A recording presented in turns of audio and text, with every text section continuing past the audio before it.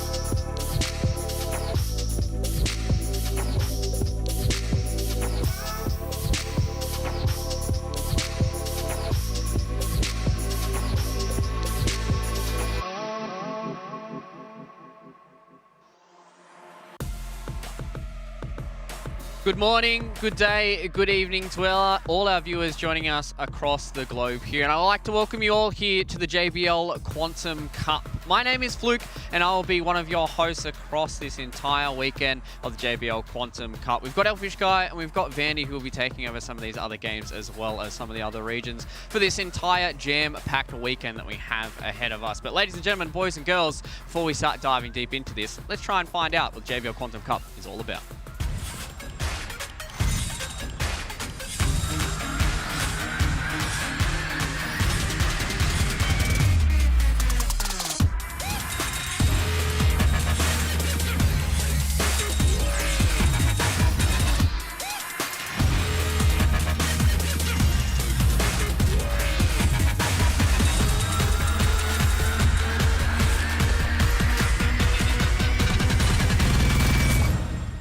That's right, the JBL Quantum Cup, 3 games across 3 days, 3 separate ways to win, and 1 incredible weekend. It's not just the pros that'll be winning across this weekend, everybody else at home can win as well. So let's have a look to see how this event will be playing out. We've already done our qualifiers here for Fortnite, Europe, North America, and Asia as well. And now as we get into the playoffs here today, we have Europe kicking it all off, and then North America, Asia will follow promptly. And then we have Valorant group stages heading into their playoffs with PUBG as well. And now we look at the breakdown between all 3 of the games, Fortnite, PUBG, and Valorant, will be played across this big weekend. We've got playoffs today, and we have playoffs tomorrow for PUBG as well. Group stages for Valorant will be kicking off tomorrow, with their playoffs being the final day of competition in combination with PUBG as well. Ladies and gentlemen, boys and girls, the JBL Quantum Cup is an insane weekend for everybody, and this is what everybody is playing for. $200,000, the total prize pool. There are prizes included in that as well. Fortnite will be taking home $90,000,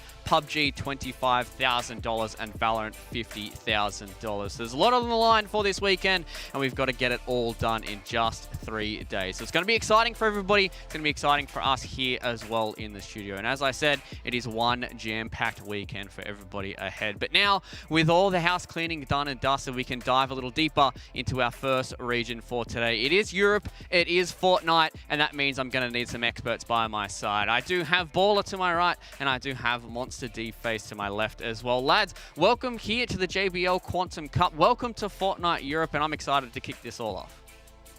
Yeah, I really am. You said it. It's a jam-packed weekend full of action for all esports. So a good weekend for esports, but specifically today for Fortnite. My goodness, do we have a show for you, because all the top EU players and then later on all the NA players as well. It's going to be a really fun time. And it's the new season, the first time we get to see, once again, another step up in competition, or not the first time, but, you know, it's the early iterations of the new season and high-tier comp. So I'm ready for EU to bring it to the table. Yeah, exactly. You know, across a lot of these esports, Europe is the region to look at. And I mean, it's no different here for Fortnite as well. So let's go and have a look at how the European region will break down for Fortnite here. We've already had our qualifiers. 200 total duos were dwindled all the way down to 10. And now we have 32 duos competing in our playoffs. We've invited 22 here, and those 10 qualified duos are going to have to fight it out in 5 matches. It's only 1 day, lads. 5 matches for Fortnite is really not that much when it comes down to it, right? No, it's really not at all. Every single game counts even more. But another thing there, it's only 32 duos out of the max of 50 that could be in a lobby. So we've got slightly different lobby size, which I don't think EU is actually used to. We usually see that over in NA, but this is the first time we're going to get a taste of that too. And with the aggressive play style that EU has, that will be also very interesting. And we can't overlook that, right? That is one thing we cannot overlook. It's going to change the dynamic of the game. And honestly, for EU, if anything, it's going to make those players that are really good at fighting in those early games a lot more, I guess, better in these instances. No one's going to be able to step in, a lot less teams to third party. Yeah, exactly. You guys were touching on this. This is a little bit different in regards to European and Fortnite. So let's go and have a look to see how the points are going to break down, because that is a little different as well. For the JBL Quantum Cup, this is how our point system is going. First place gets themselves 90 big points there. 4 points for elimination as well. And Baller, you know, we talked about this quite a lot in the pre-show when we were talking a little bit off camera, that this is different, and this is going to change how these teams are going to be playing as well, right? Yeah, it really is. I mean, we have a lighter lobby, and then we also have a significantly reduced first threshold of placement. I'm looking at 10th place. That's where you get your first points. That is completely far and away different than what we're used to seeing in FNCS and all the different duos tournaments that have happened thus far. And that means that if the game, even though they're light lobbies, they should still be stacked, right? We should still see a ridiculous end zone, ninth zone, and that's probably where we're going to see the first placement thresholds come through. Yeah, it's such a steep mountain to climb in this instance here. To get to top 10 for placement points, we are definitely going to go the distance here. And we're talking a format that, again, team-based formats as well, right? So there's going to be those solos that linger around, and to pick those guys off to get to placement points is going to be very, very important. Yeah, and you guys were talking about a little bit of a lighter lobby. So let's see which players are going to be hovering around in our light lobby. As we said, there's only going to be 32 duos. The first 22 that you guys are seeing on your screens are the ones that are invited. And with this European region, a lot of these guys are pro players as well. We do have some influencers that are floating around here for across all three of these regions in Fortnite. But European specifically is the lobby that has so many of these pros in it. And those final 10 qualified duos, they're going to have to fight for every single point they're going to try and get across this tournament. Yeah, that they are. And you talk about influencers in the EU, that basically is merged completely. These pro players sometimes are certainly those influencers. There's so many good players here, and this might be the first time a lot of people are really seeing who ends up in the finals here. We got Aqua and Stompy, Mitro and Mongrel, Nate and Andalex, Chapix and Putrick. The list goes on. Skite and Falconly. I mean, there are some really big names here, Monster. Yeah, Tayson and Thomas HD, can't forget those guys. Wolfies and Janis, so that's a team that's coming together. Last minute change there. I see Rojo. I'm looking at Seti and Teak, right? These are all, of course, squads to keep an eye out on, and there's plenty of names we missed in the bunch, but it's a very much high tier, high competition threshold set of duos right now for this EU competition. All right, lads. Well, you rattled off quite a lot of names here for these competing duos across the JBL Quantum Cup. We said it was a bit of a stacked lobby, so who are we picking? Who are we looking at here to keep our eyes on across all 5 of these matches? Yeah, I think for me, Tayson and Thomas HT have now gotten some steam under their wings. A lot of hype behind that duo. Probably one of the ones after FNCS Trio that a lot of people were like not only scratching their head, but also getting so hype about just because of the sheer force behind these two. Tayson, a back-to-back FNCS winner, paired up with Thomas HT, one of the best fighters and snipers in the game. That's definitely one that I'm looking at, especially now that they have some time that they've worked through in duos. And talk about time, that's what's going to really heavily lean me into my decision of Nate and Dilix to keep an eye out on, a team that has been tested and true over time, played with one another across multiple game modes, and also just as individuals have truly performed on their own, statures within the Fortnite competitive scene. So I think when you talk about a power team, that's a team that's strong, but even if one gets chipped off early, they can carry their weight to hit those top 10 thresholds. Well, we've already heard about which players we're going to be keeping our eyes on. So let's see what these players are playing for. As I touched on at the top of the show, we do have $90,000 across Fortnite, but that is spread across 3 regions. So each of these regions will be taking home $30,000 in prize money. First prize, $15,000, and that dwindles all the way down to $2,000 here in that 5th slot. We just keep harping on this. The JBL Quantum Cup is a little different when it comes to Fortnite, and this prize money is no different. Yeah, it's ridiculous. $15,000 for first. But what I'm looking at is that bottom threshold there. 5th place is that first prizing. And with 32 teams, that just means it's so difficult to actually reach. And as we get through these 5 games, if you're not close to that 5th place already in the 5th and final game, you have to do something ridiculously crazy. That's why you typically see this a little bit more spread, but it changes the dynamic a little as we head through these games.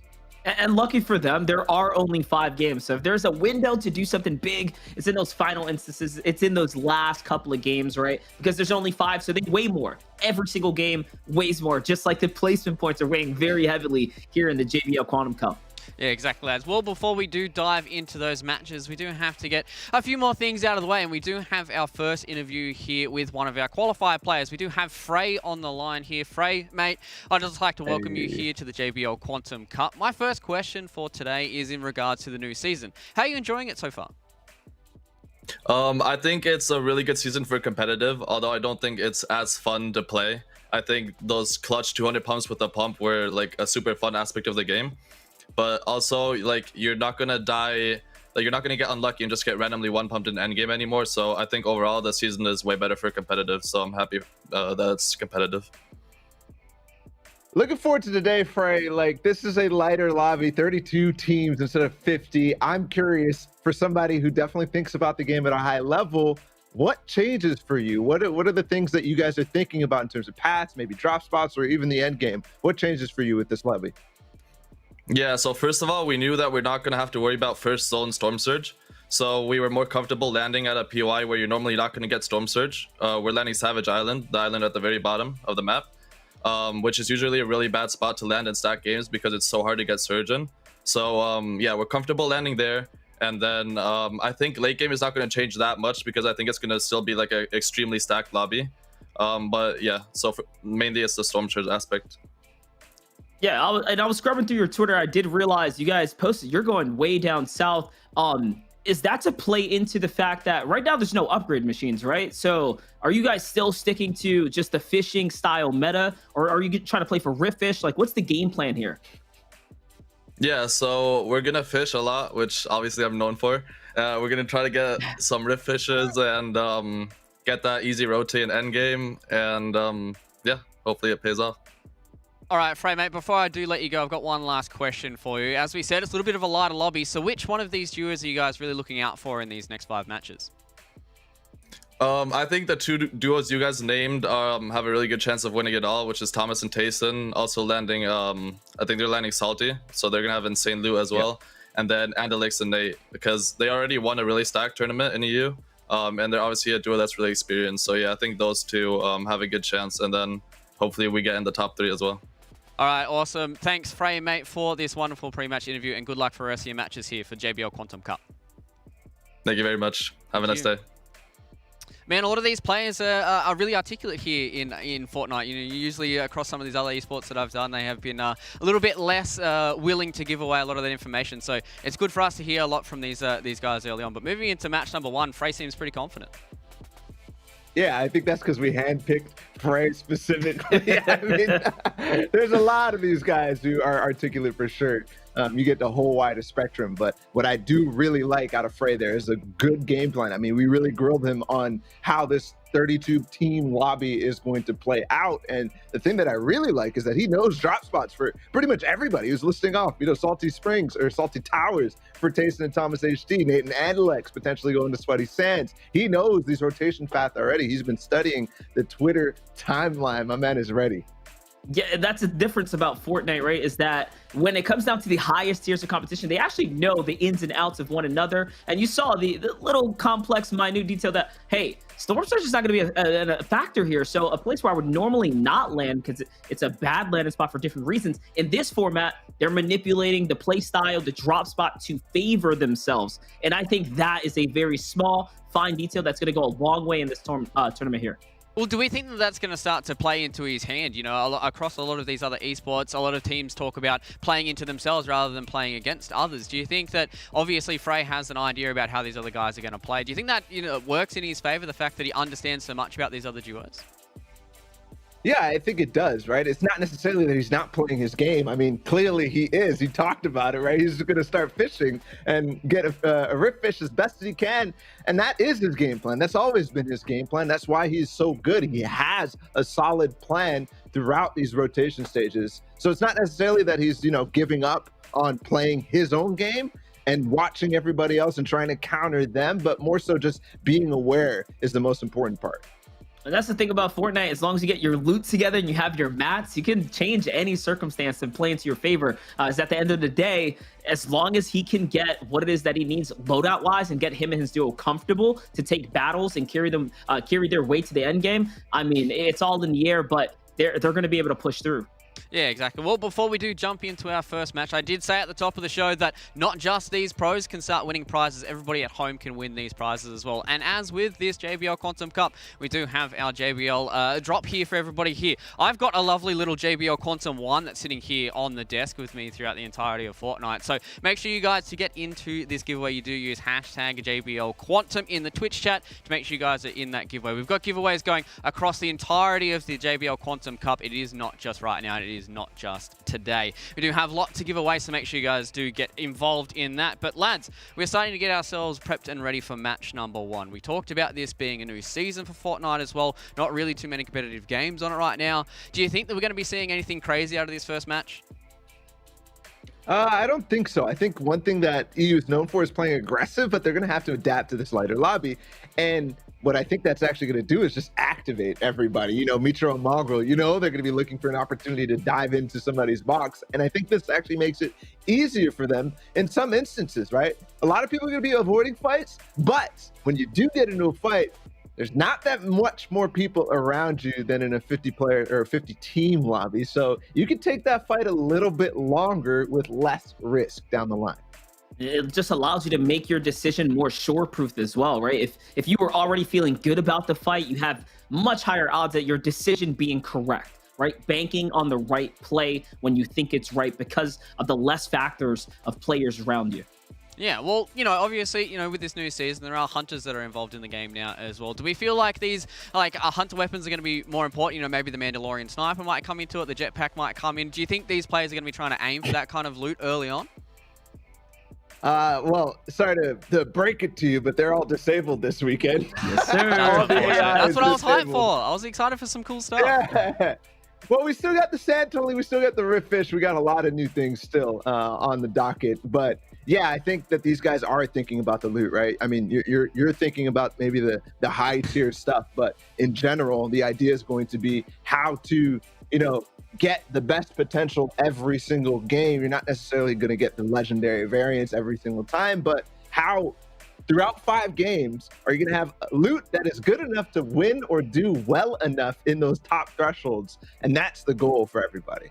And it's important that you mentioned that because there are no upgrade machines either. So people are really going to be forced with the scrap loot that they have or forced to go into other POIs to try and scavenge around for other loot before they take their battles. And I don't know about you, Bala, but I'm really leaning into the charge right now because of the recent changes. Like the buffs right now, it's strong and there's not many available. So the real question is who is going to have the advantage in these fights? The tactical shotgun warriors or the people with the big one and dones? Yeah, it really does feel like that. It can change it up a little bit. So this is more of a kind of broader question when I do look at a lot of these battle royales. This question for both of you guys. Do you feel like chasing points is a little bit nicer for you going towards those later matches, or do you think it's a lot better to have those very early wins straight away, you know, get that first match win and then just kind of play towards the middle of the pack for 3, 4, and 5? Yeah, it's going to be really interesting, I think, in this format specifically, right? And that's how my thinking around that question revolves, right? If you have a format where you get points throughout the entire game, then I'd say, yeah, chasing points is a little bit, you know, out of the question because you need to be more consistent in those formats. But this one where you're only getting your first points as you get through 10th place, that is literally going to be the final zone. You're going to have a minute 30 to play when you played 25 minutes of the game already. So I have to say that probably we're going to see these big pop-off games really make the difference in this format more than anywhere else. And that's a loaded question and a double-edged sword for the players too, right? Because we all know that at the end game, it's a little easier to find players with less HP, walk away with free elims and whatnot. But at the same time, like Bala mentioned, if you're not being proactive, you are quickly going to get left in the dust. If you didn't capture a point or two in lead up before that top 10 and you fall short, it's over. All those points are gone. All the opportunity there. You effectively put in, 20 plus minutes to make it that far to not get anything. And that's mentally taxing in its own. Yeah, it really does feel like if a duo can, if they string together 2 wins and a few eliminations, it's going to really blow out the kind of leaderboard for them. But, you know, we heard from Frey a little bit earlier about him enjoying this season to a competitive standpoint. How do you guys feel about this this new season so far? Yeah, I think it'll be really interesting. To me, no matter what the season is, we're always playing competitive Fortnite, and we're always going to get that stacked end game that is, you know, the thrill for most of these guys, and from a spectator POV as well. So just having a little bit new, fresh flavor on the season, having a couple new POIs like Hunter's Haven, Colossal Coliseum, Salty Towers is back as well. All of that just adds intrigue to me that I'm really interested to see how it played out. And this might be pretty much my first taste of EU. I haven't watched any EU tournaments, even though there's been a few. So yeah, I really enjoy it, and I can't wait to see more from season 5. Yeah, and I'm in that honeymoon phase as well right now, right? Like we're just coming into this new season. All this is fresh. It feels fun. It's refreshing for myself. Jumping back in, playing. Like I said, I really have caught a little bit of a favor with the new charge shotgun and the changes, the quick iterations, the buffs that they've given to the classes. So I feel like the game is getting to a point where the players are pretty comfortable. The meta feels relatively good right now. Crash Pad's being removed. I think Shockwaves is going to play its big factor, as we all know. But outside of that, with Riftfish being introduced to the game, it shakes up high ground. It shakes up the hold. It doesn't leave anyone to be safe by any means. Yeah, exactly. Well, let's circle back a little bit to this charge shotgun versus the tactical shotgun. Monster, you touched on it a little bit earlier on that this might be a little bit of a fight that we're going to be seeing, whether or not players are going to favor the charge shotgun or tactical. In your opinion, Monster, who do you feel like is going to come out on top in that fight? The charge shotgun is a punishment weapon. That's the thing about the charge. So even with someone who can, wall bully, if you don't have I would say an upgraded rarity of the tactical shotgun, you're not going to stand a chance, in my opinion, against someone with a very good charge shot, which in EU, these are the best fighters mechanically, right? Like internationally, more or less right now. I'll stand on that. So And pre-fires. Yeah, right. So with the charge being in the game here, Bala, I'm leaning to the charge, but upgraded rarities to tactical, we know how strong that could be. Look, there's one thing that we all kind of, when we have this discussion, always kind of disregard, but it's the end game prowess of the tactical shot game versus the charge, how reliable it is going into that. So I have to actually give it to the other side, that tactical shotgun league. All right, lads, it's been a little bit of time before we got into match number 1, but it is ready and underway. Quantum Cup match number 1, Fortnite EU is underway. Take it away, lads. Thank you so much, and I'm so excited to see how this all plays out, where these guys are going to land, what battles we'll have off spawn, or if we'll have any at all, if EU will suddenly shift to a drastically different pace. Right now we're seeing the spread, and I don't see too much. Salty Towers, we already knew. Thomas HD and Tayson are landing there uncontested. That bodes very dangerously for everybody else. Oh, that's going to be a power loadout for them. You can see the cursors on the Salty Tower spreading out ever so more, so they will have a nice hold on the entire grip of that center location. Other places that are looking really great right now, or not so great right now, are north of the Coliseum, right? Up towards the Orchard Farm. Seems like we have 2 or 3 teams making questionable decisions to land on top of one another, as is Retail Row right now. Oh my goodness. I have to be laughing if I'm Refsguard and Scram, seeing the absolute chaos unfolding at both Retail Row, but more importantly, Orchard for them. That might be an opportunity for them to third party, especially because you already see one of them cheating over in that direction. Yeah, and we do get to see Marine up on the top left camera feed there with Jaspe, and they're in the thick of it. They're inside the Retail Row. It seems like him and his teammate have somewhat split between residential and the blacktops, which, quite honestly, Ball, that's a bad split if you have a team up there. Yeah, we'll see if those blue arrows do push in. It's Skite and Falconly too. This could be a quick fight. Marine needs to hop on over there, and they obviously know the situation that's in front of them. What they'll have to do is take a quick fight here against these guys, or back away. If they take the fight, it needs to be quick, because otherwise those yellow arrows will come in too. But so far, none of these sides want to engage. Marine does have attack for his teammate, and yes, Skite's going to leave. Same with Falconly. Good decision for them to play it a bit safe here in the early game, especially considering the loadout here is looking pretty good for Marine and Jaspe. Blue tactical shotgun, Dragon's Breath shotgun. We didn't even throw that into the mix here earlier, Bala, but let's get your initial thoughts on the Dragon's Breath. Yeah, man, it's literally hit or miss. That's what I'll say about it, right? One shot, one opportunity to make it count.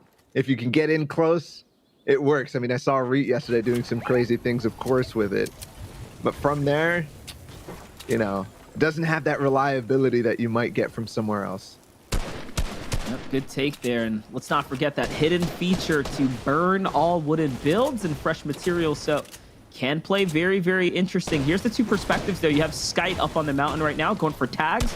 Picking fights with different teams in different areas, though. They're even pop-shotting at those in a distance. That could be dangerous, starting what you call, like, a lot of enemies here, right? Creating animosity in the drop spot.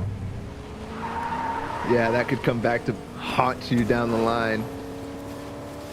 as people do play relatively emotionally. Here's the Coliseum. It's Sapphic and Siberia, a team lurking nearby as well. One thing I really did see, though, on the map while we got it, as he sets up the ambush, Aqua and Stompy, a massive split over what I'd call the new loot lake area in the center of the map. So much more loot, and also the 0-point rocks. But nobody fighting Monster. This is actually crazy to me right now. Even though we've had these POIs that are insanely dominant, I guess the placement heavy format is already weighing on these players' consciences. And I mean, well, listen, Bala, this drop spot, you got to be meticulous when you take a fight here. You can see how slow and steady you have to be with the farming too, right? Because you don't get a lot from this area. So it doesn't surprise me to see teams being super passive here. And just look at Siberia's Jake's material count there, right? That's what I'm talking about. It's a trade-off. He wants to maintain high ground for the stronghold, but he doesn't even have mats now to sustain it if a battle breaks out up here. Coliseum is definitely one of those ruthless spots. If you get caught in an uncomfortable spot, all of a sudden your situation direly changes. We saw Booga and Avery yesterday fighting here. We'll see how this one goes. Definitely a lot more quiet. Sapphic and Siberia trying to edge their way around and get the jump on Yuri and Yoy.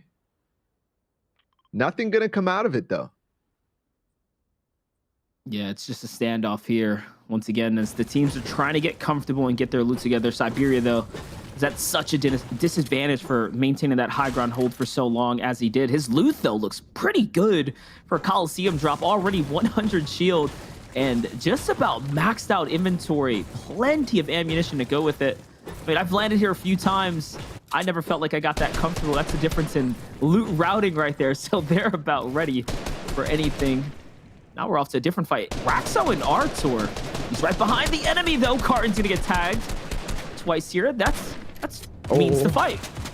And the shockwave is already up too, so they're gonna start to set up the pinch, but Carton's got the 2x1. They're both on the outside of this wall. He's already by himself, by the way. Lost his teammate. Raxo's already gotten him down, so we're catching the tail end of this fight. Cartoon now layering down over towards the bush. Can he escape? So far, there's no escape, but he keeps getting these cheeky little peeks. Nothing connects just yet, but eventually he keeps doing that. It's gonna go two ways. Either they end up in the box or he gets a big tag that he can capitalize on in the 2 versus 1. Man, Carton is looking really good here, though. Like, he is quick on the trade, the exchanges, the shots. The edits are flawless as well. I respect his hold right now. Makes you wonder how they even lose this fight to begin with, but ultimately, though, this is still a major disadvantage, and he only has a tactical green shotgun, so not much as Carton's going to get pinched here. Finally, they find him out, they hold him down, and there's nowhere to escape at that point.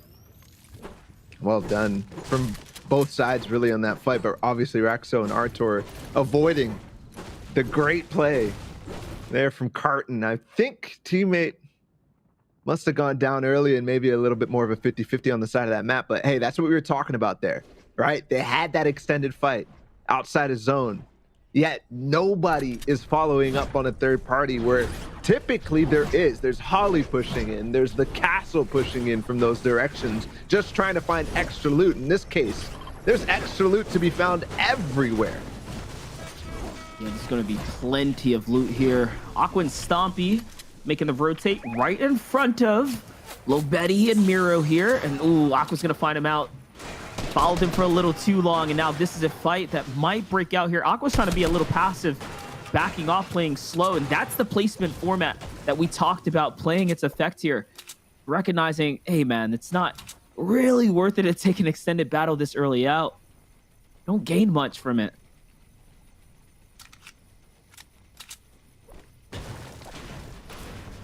Already centered zone here for Aqua and Stompy. A reason why they're consistently a team that you expect to see on high ground as the game gets towards those stages. Right now, it's all quiet for them as teams rotate near them. A different story here compared to the edge of the maps. If you take a fight here, there will be people because it's so easy to move quickly to positions like this. Though, only a common AR for Aqua They might have to stay very, very quiet in terms of taking shots from range. They don't want to expose themselves too much with just that weaponry. Yeah, that's the thing. The lack of upgrade machines really does put a bit of a limiter on what you can do early on, especially if you're not moving into those other POIs to pick up some leftover loot this time around. Obviously, you have that mountain, the desert to hold here. It's the prime location to be in.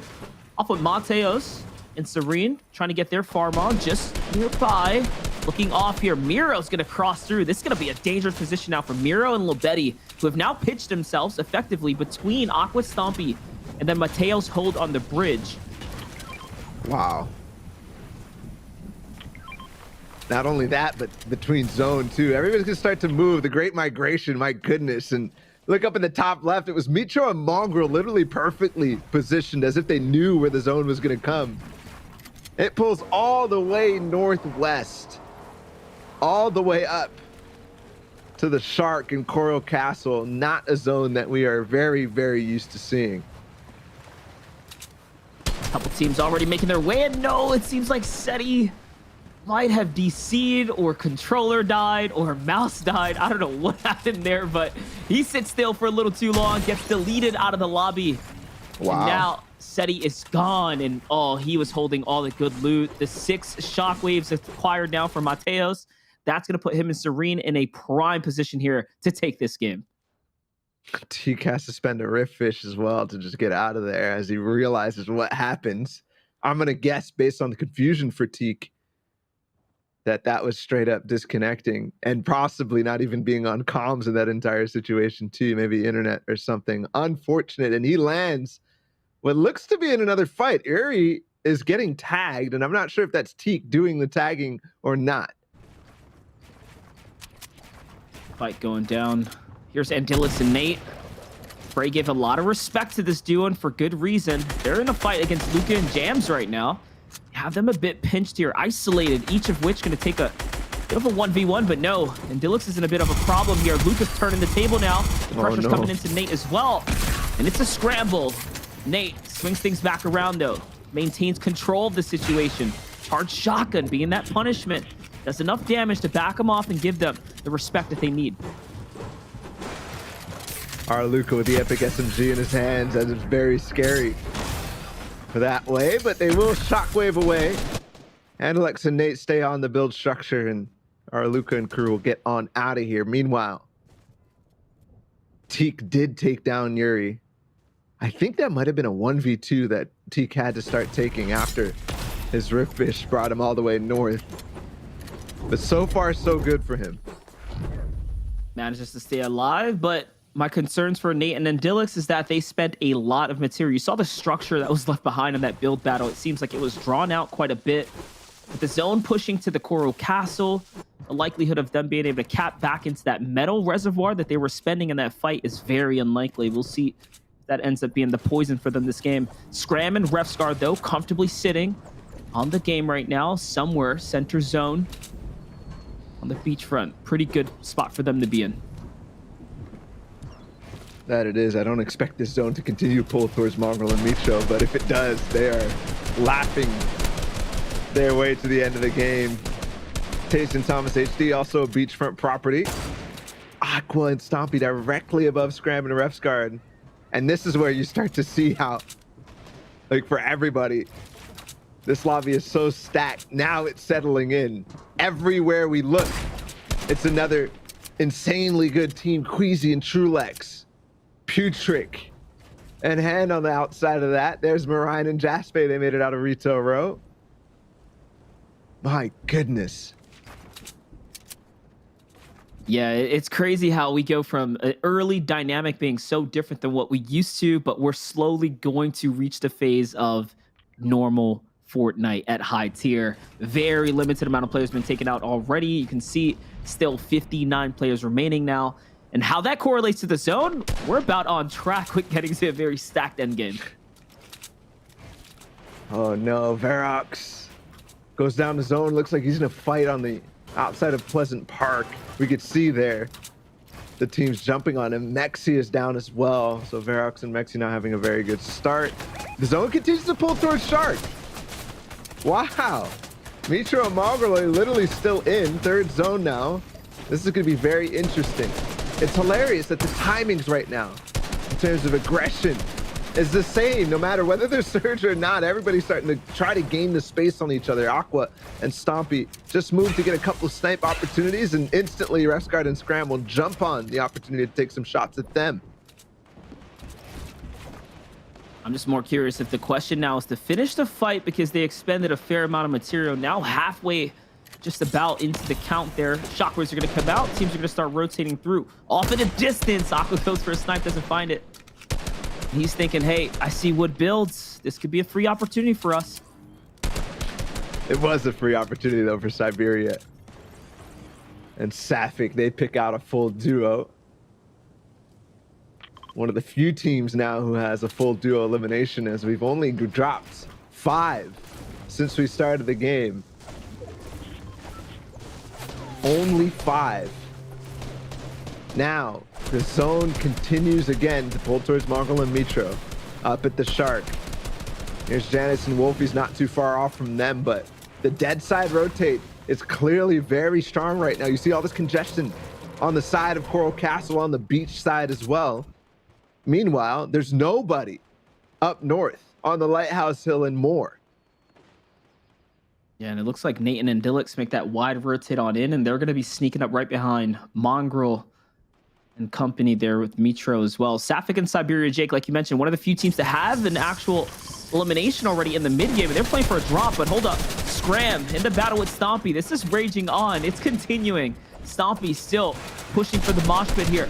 28 builds remaining on Stompy, which again begs the question, do they have to take and finish this fight? Down below could be the clear refresher for them here, Bala. Look, Scram's pretty healthy on the material count. 108 builds for him.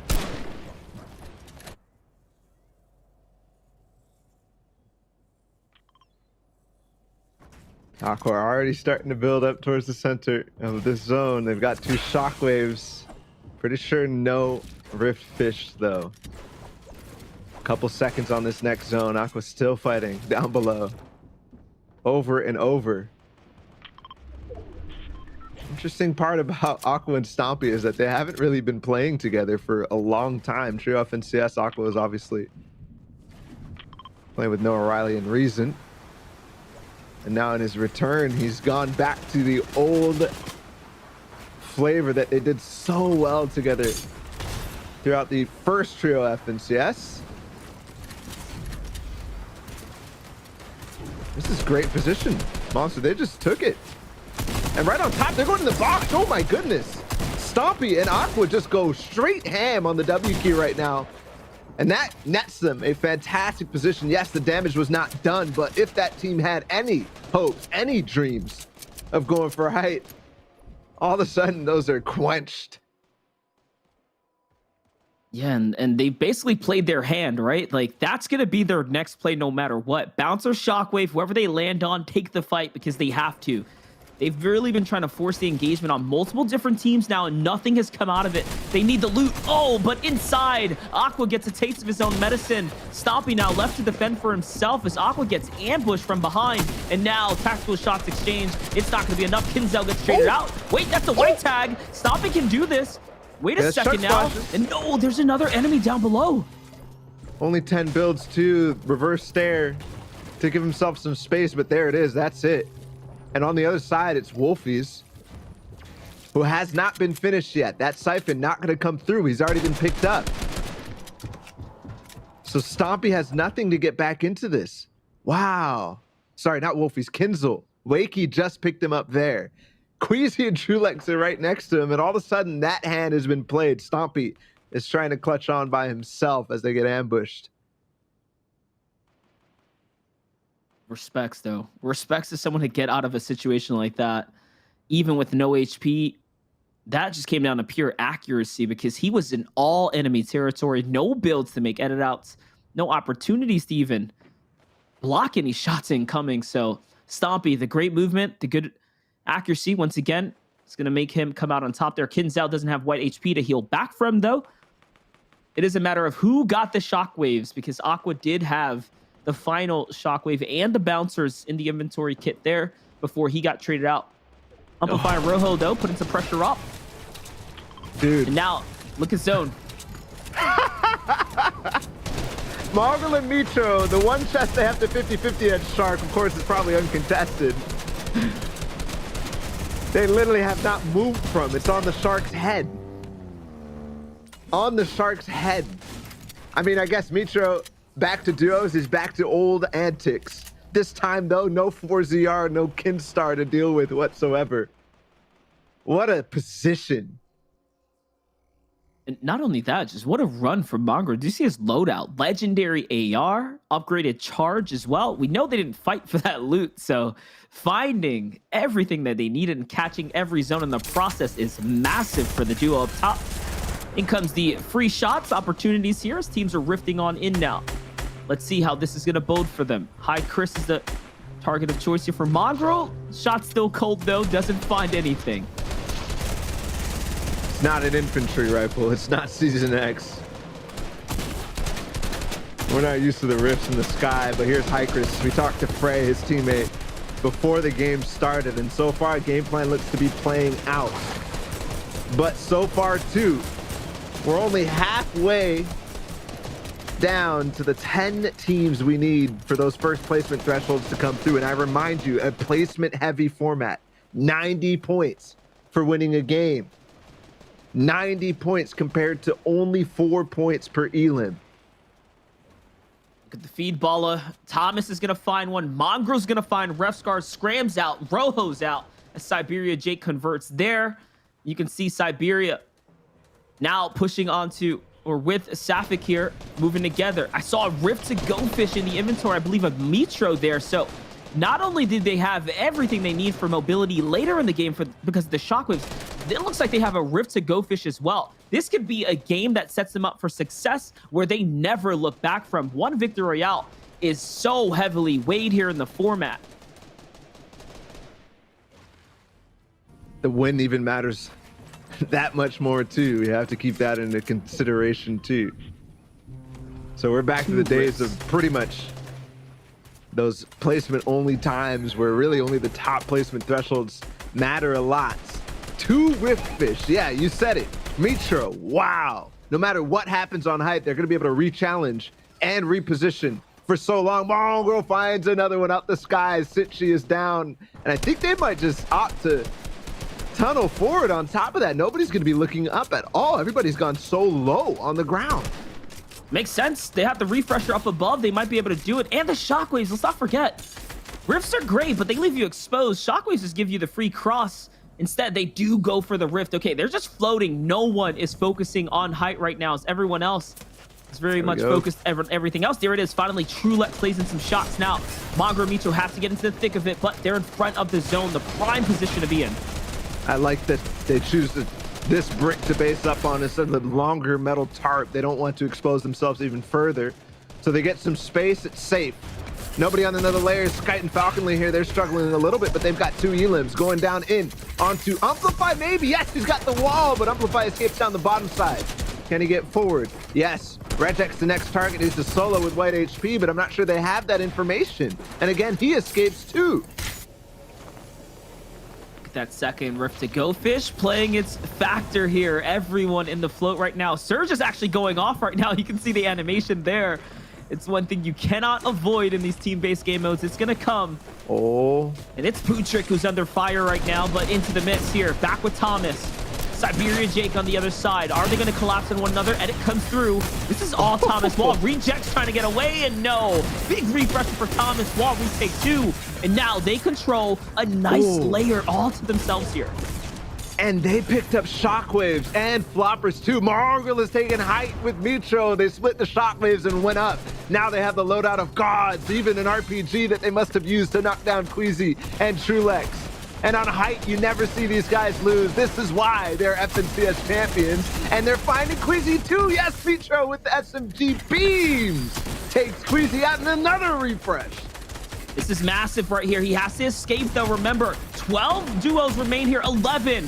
One more away until placement's being divvied out. This is truly where you want to be to. And remember, we're 8 seconds away from the final zone, and here it is. Finally, top 10 comes right as the last zone is beginning to close. It's what we expected, and now it's up to Mongra and Mitro here to walk away with the elims and all the points they can rack up. And with this, there's so few layers in between them and everybody else. They're starting to pressure them down, but there's a shockwave up. Okay, Flick and Hen, they're gonna go for this. There's still a shockwave. No, Mitro's gone. Mariah right underneath him. He might be able to get the siphon. Yes, no, it's another shockwave. Can he get it? There's a bouncer back in his own 1 RPG. Solo HP, and he'll fall. Marvel 2 in 8th place. Unfortunate for them, but that means that we have Flick and Hen now on high ground as Mariah falls lower down. All the big names have made it this far. Tomas and Tayson, 5 eliminations. That's going to effectively put them way up now. Remember, 6 duos in. As this 5th one gets taken out here, can they get it? This is a major point opportunity here. Sapphic alive in his zone. It's a scramble. It's a big mix-up. Paxi here walks away with a few. Sapphic manages to maintain here. Seems like he got a top 3 positioning. Where did Frey and Hycris come from on height? Right now, they're gonna have to bounce down. It's a 2 versus 2. They land directly on top of Hen and Flick, but Flick gets traded. Oh, another one too. 50 HP now for him, but a siphon might come through for Frey. No, he's still knocked. Hen directly above him. 30 HP. Oh, it's so close. But it's Hen who takes the final shot, the 90 points in the win, but also 9 eliminations. Monster, what a game. Hen and Flick walk away with 9. Frey and Hycris make it to the end. All the big names we expected to do well there, Fluke, made top 10 as they deserve to be. Man, that game just turned into an absolute scramble towards the end there. Everybody falling into the water. Frey just ended up on top of the high ground somehow. Unfortunately, when they dropped down in that 2 versus 2, didn't win the fight towards the end there. And I mean, just looking at the way that zone just panned out for Mitra and Mongra, I thought those guys were going to be able to come out on top. They didn't have to do anything for all the gear they had all those rift fish, but fortunately it didn't work out for them. And what a good spot the Shark is there. Obviously, they're showing that fishing prowess in this entirety. But yeah, they end up not being able to convert. And why? Because of that one object, those shockwave grenades consistently challenging and breaking out height. It wasn't just that first team, Flick and Hen, who took it. Eventually, Frey and Hycris did the same thing. And we had even more teams in the mix too. And I saw Nathan and Dillix hit or fall in 9th place as well, so they did break the placement point threshold too. Again, that was important for them, but what I want to talk about is Bala. What was it too soon for them to use their Rift to Go fish? Like, I know that obviously it walks you to those final placements, but they had shockwaves. It makes you wonder if it's better to save the Rifts for those final instances like that, because that can easily get you from outside in the storm line into the new safety of the zone, right? I think kind of the opposite, actually, right? You have the shockwaves, those can knock out height. Those can really challenge them, whereas the Rift Fish, you hear the noise. All you have to do is look up and fire a couple shots, and all of a sudden, that's not really doing much. But geez, so many moments in this one. Here's Hycris. I don't even think we really saw this on the feed. This is where everybody was shockwaving across, and look, everybody is opting for that. Hycris and Frey included. We knew that they had some Rift Fish as well. Yeah, it really does feel like that's probably going to be the tail across a lot of these matches, right, boys? The fact that it's all talking about these Rift Fish or the Shockwave grenades. Like, which ones do you want to use at what time? And it feels like those, kind of mid to late game decision-making really will determine whether or not you go out at 8th or in 1st. Yep, and there it is. All the exchanges here. The final big mix-up down below. It was such a scramble here. Sapphic walking away nearly there. Had all the siphons convert right in the right time, but it wasn't enough. And like you said, Bala, where did Hycris and Frey come from? Yeah, I'm still scratching my head onto that one. Frey almost actually gets the shot on the head, but it's the charged shotgun that ends up winning that one. The siphon was so close. I think if Frey went the other way there, he might have actually been able to have an advantage over Hen in that final fight. But still, it comes down to that. That's a difference of 10 points right there. Yeah, exactly. We saw with the eliminations coming out from Flick and Hen right there, they had 9 towards the end of that and the Victory Royale as well. So that is a lot of points going towards those boys in that first map here. And we talked about a little bit earlier on at the top of the show that if you get off to a good start, you get a lot of eliminations, you get a lot of points with that first Victory Royale. It really ejects you towards the top of the standings, and you just have to, you know, play kind of consistently well towards the end, get towards that top 10. Yeah, I think that you're going to have, you know, Mongrel and Mitro kind of reshape the idea on timing of when to take height, because obviously a lot of other teams are going a little bit later in that last one. So that's going to be important. I don't know what the optimal time is, because from what I saw, it was shockwave after shockwave after shockwave, knocking every single team that went up there off and essentially losing them not only time and effort, the opportunity to be on height, but also all their materials too. Very rarely we even get an interview with a player that performs well. So off the gate there, you know, new things unfolding here for the EU and just for the scene in general. So good to see Frey sticking to his game plan and watching it work out. Obviously, they clearly had a great strategy here. It led them that far. My big question about Nathan and Dillis was answered there. They managed to get back, choosing the proper, I guess, gamble to play for the Shark up above. Obviously, the fact that the zone really favored up that way was a key factor as to why all three of those teams managed to secure their way to top 10 almost for free at that point there. You save so much material, especially for a team that was taking fights. They managed to save a lot. And what a weird end zone as well, right? The water zone is notorious for really digging into your material count. Yeah, you can just see that in the way that those fights did pan out towards the end. Everybody had to spend so much of that materials just trying to get themselves good footing and good information in the rest of that final zone as well. But, you know, we talked about this a little bit beforehand at the top of the show, the fact that these zones are going to end up being so stacked because there's going to be so many people left alive. And we saw towards the end there, not many of those duos would be taken out. And it got towards the end and there was still most of the lobby left alive.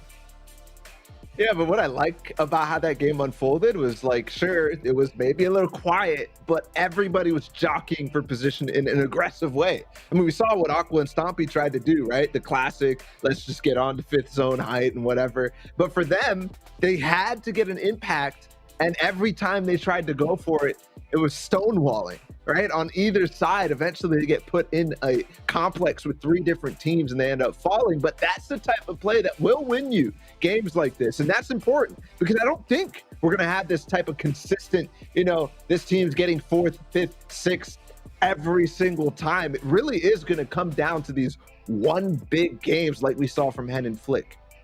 If Siberia Jake and his teammate can do what they did in that previous run, they're going to be set up for success. They found multiple key mid-game and end-game eliminations that propelled them to that top 10 positioning there. Those refreshers were massive. That was what Aqua and Stompy were trying to do and acquire, but they just didn't have as much success. So really a great showing for someone like Siberia Jake, who's, again, been on the scene for as long as anyone else. He doesn't really get the praise that he deserves, and he's still showing he can run with the Wolves. All right, lads. Well, what about these teams that didn't really get any points or, you know, very little points in that first match? Do you think that they're going to change up much going in towards the rest of these matches? Because there is only 5 for today. So you need to make sure every single one you are getting a lot of points so you can try and catch up to those guys who are very heavy front runners so far. Yeah, I think that they're thinking about the rotation ideas, how to make it in towards the final zone like that, and get into basically endgame without spending too much. And I think the answer to that question, which isn't always the correct one, but in that game, we saw the dead side rotations be very valuable. Marlon and Mitro didn't hit a dead side rotate. They were literally just there by happenstance. But there was a lot of teams who did that, right? I mean, Anas was one of those guys who pushed up in that direction. You talked about Andalex and Nate. I saw also Skite and Falconly hit it all the way from retail row up on the north side of the map, and they found themselves empty space and a 5th zone that catches in that direction. So I think people are going to be starting to investigate the different paths that will bring them in situations not like the ones who were getting caught on the side of Pleasant Park, basically. And I love that you brought up Skite and Falconly. That was my point, is the Train H duos and all the duos at the Coliseum, Retail Row, decision. Do you really want to draw spot that's being covered by 3 duos in this kind of game setting? Let's be honest, you want to mix it up, but who's going to mix it up? No one wants to play shambles loot routes on the outskirts of the map the way Train H duo had to do in that instance, or the teams in Coliseum. I believe that was Siberia Jake, oddly enough. So duos that were contested really got away, I guess, with the skin of their teeth, because they managed to somehow still find a way to end game. But why put the risk of your entire game at such a contested drop spot when you have so many other opportunities? Well, you guys were talking about how stacked this lobby was going to be. This top 10 was all duos that we were expecting to be towards that top 10. Do we feel like anybody kind of underperformed in this first map, lads, at all?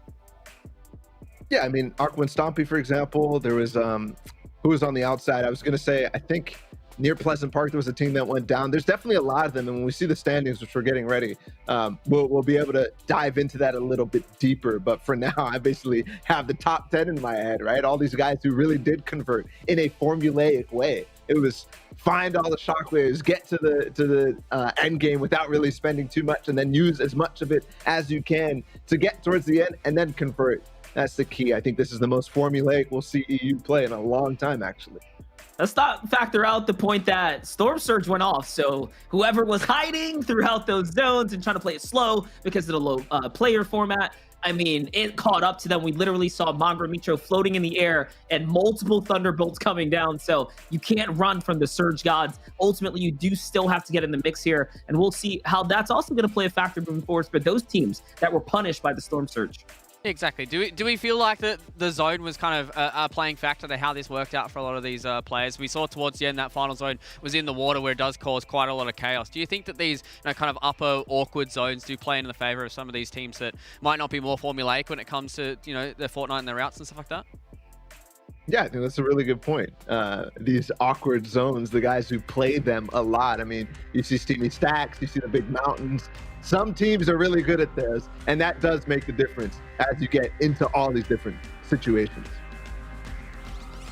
Yeah, well, looks like our match number 2 is live and ready, gentlemen. We have had one already. It was a bloodbath. It was insane to watch. Let's see if match 2 can live up to the hype.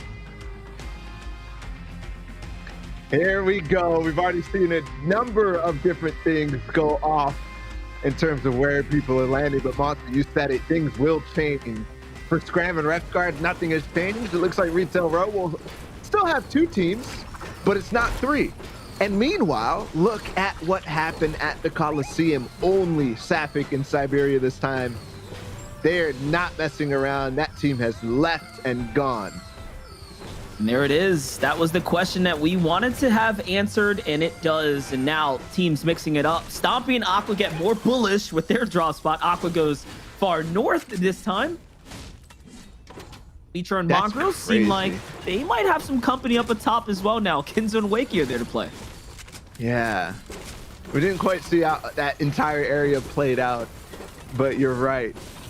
You're looking at Aqua. He went all the way to Zate Hill near the Coliseum. Stompy's in the center. That is, I mean, named Zate Hill, but these guys are doing their best impression, the split, and that's why Aqua and Zate are put on the same pedestal time in and time out. But do have our first zone appearing, and it's perfect for a couple of different people. Aqua and Stompy, not too bad. Thomas and Tayson, very good. And Alexa and Nate, the best possible first zone for them. And take a look at this. Arcos sticking the drop here with Royaliste, and they're going to take the fight against Sky and Falconly. We saw Moran and Jaspe. I know they pulled out of retail, but they just went to Caddy's corner, and that was possibly due to the fact when they rotated and were forced out, they slid through there and saw that that was an open drop spot. So interesting. They're close, not too far. Let's see how Sky and Falconly can take this fight here. Harpoon, very, very strong in the early game. You can see I can break those builds there. He still has an extra one to back up with. And once again, it looks like neither of these will eventually go. Hold on. Sky just took a little bit of time to heal, and that is the opportunity that Royaliste. His teammate take height from Falconly now has to hold off on the other side. Skype down below. I'm not sure if they're tracking him. That could be a danger sign for them. That was a huge tag there. Falconly caught. Both teams do not have shields to sustain a drawn-out battle, so all of these little chips and bits are going to really set them up for success. In comes the gas canister, trying to see if he can set this aflame. But no, Sky's going to get dived on. Nearly taken out. almost forcing Wow. the 2v1 onto him. Another big tag from Falcony. The movement, the peaks, very, very good. Man, They're second guessing this, Bala. is Falcony literally playing season 2 where he could be ghost peeking? Because my Right. man is hitting shots without even exposing himself. Every time it looks like Arcus wants to go for a tag, the opportunity's gone, but Falcony might actually get jumped on as we hop over to another fight. It's in Weeping Woods. Teak and Seti obviously had the unfortunate circumstance in game number 1. This time they're in a fight at Weeping Woods. Maybe an opportunistic team here, but Teak and Seti have owned this area for so long. This is a very, very much isolated fight. They can take their time here in the safety of the storm line as well. So this one might be dragged out for quite some time. Only 70 mats though up above here.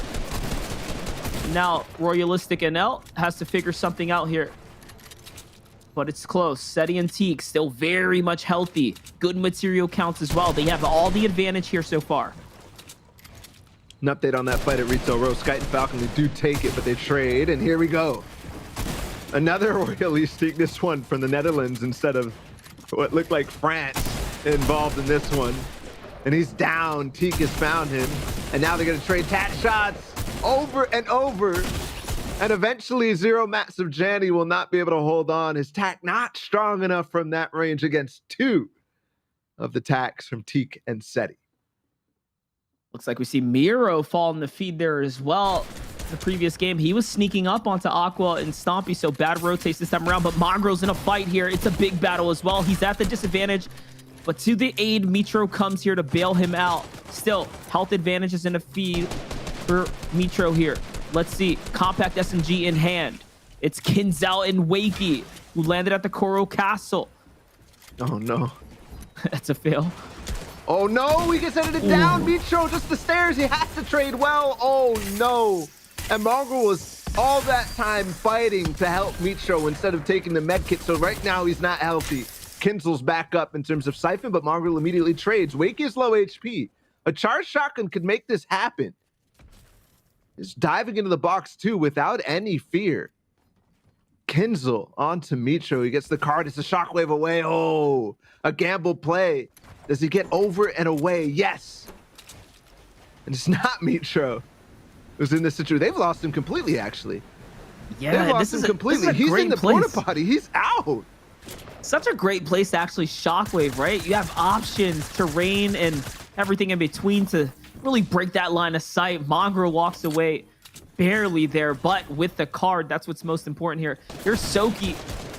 Zexu's fishy. Seems like they're struggling. What was that? Takes a little fall damage here. Hold up. And down comes Fishy as well to follow his teammate and take fall damage too. It's Hen and Flick on the other side. Luckily for him, he's going to get the shakedown for good measure here.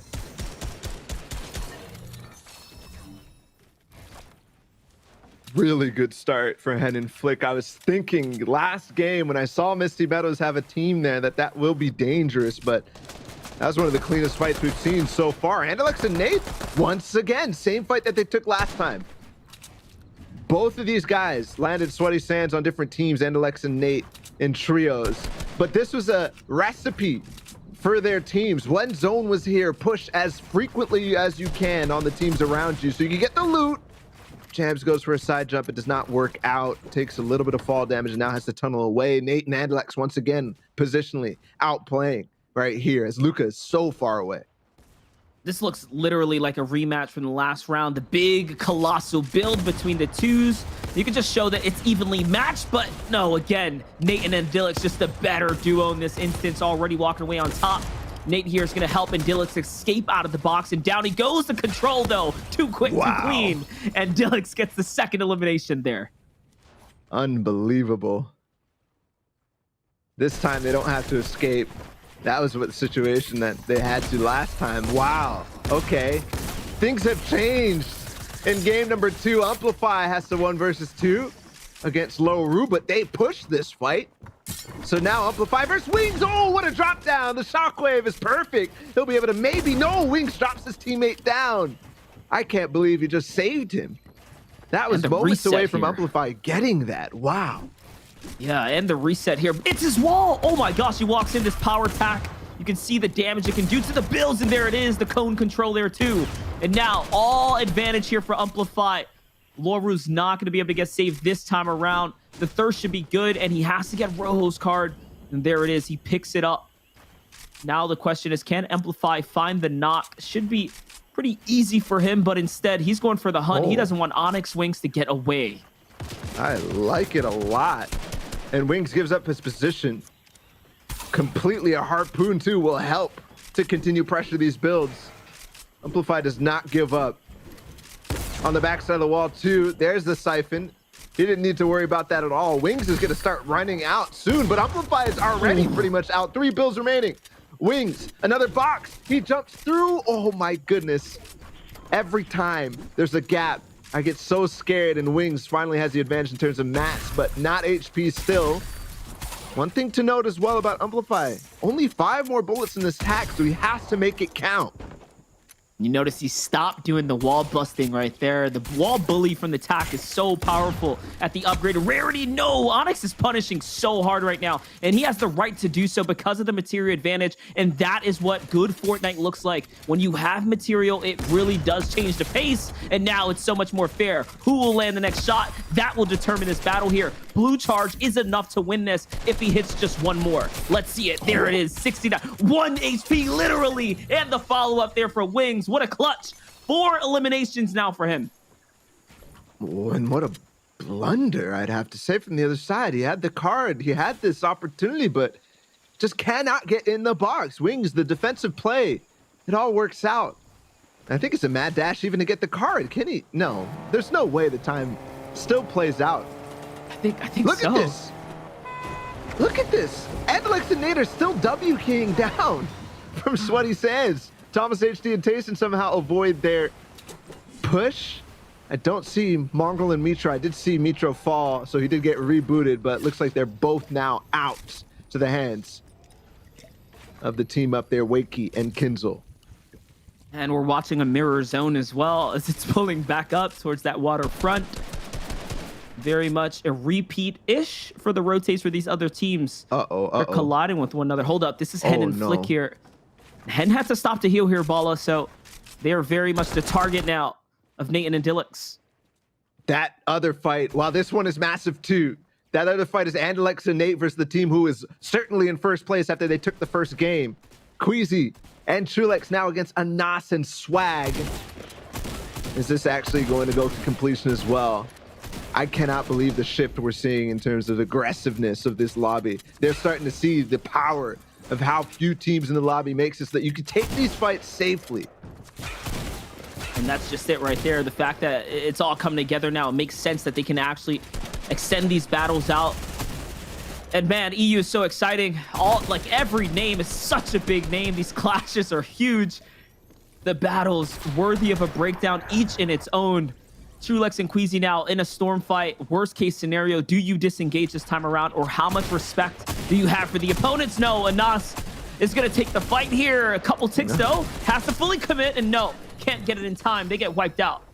And they both get each individually a siphon. Meanwhile, that fight's still ongoing, but Hen does get taken down by Tayson and Thomas HD. That's not even the team that we thought were going to push them. It was Andalex and Nate that we thought were involved in that.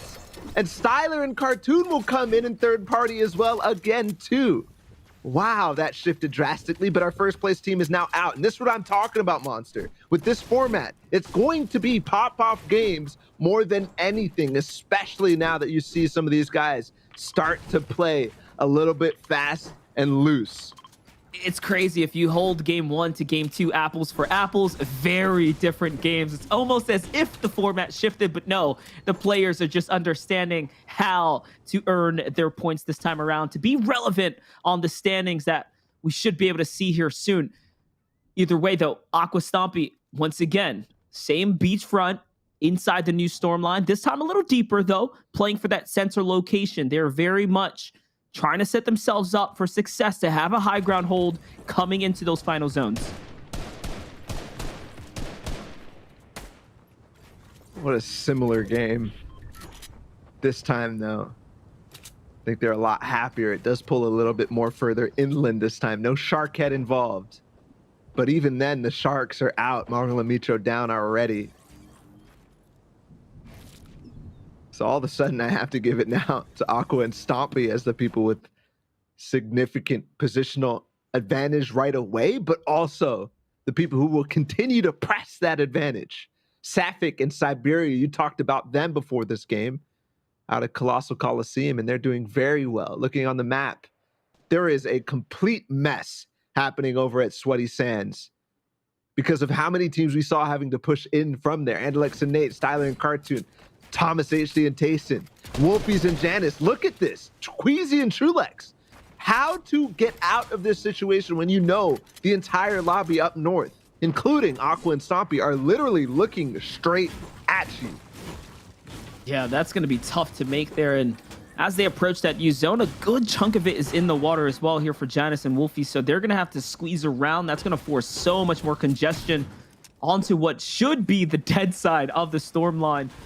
We'll see, though, how it's going to favor out. Again, this huge, massive water in the middle is really shaping up to create these mass stacks of teams on top of one another. Here's Tayson and Thomas coming down the dock. And again, they're on that wide sweep around. They're going to land on top of the Stompies, the Putrix over there inside the storm line.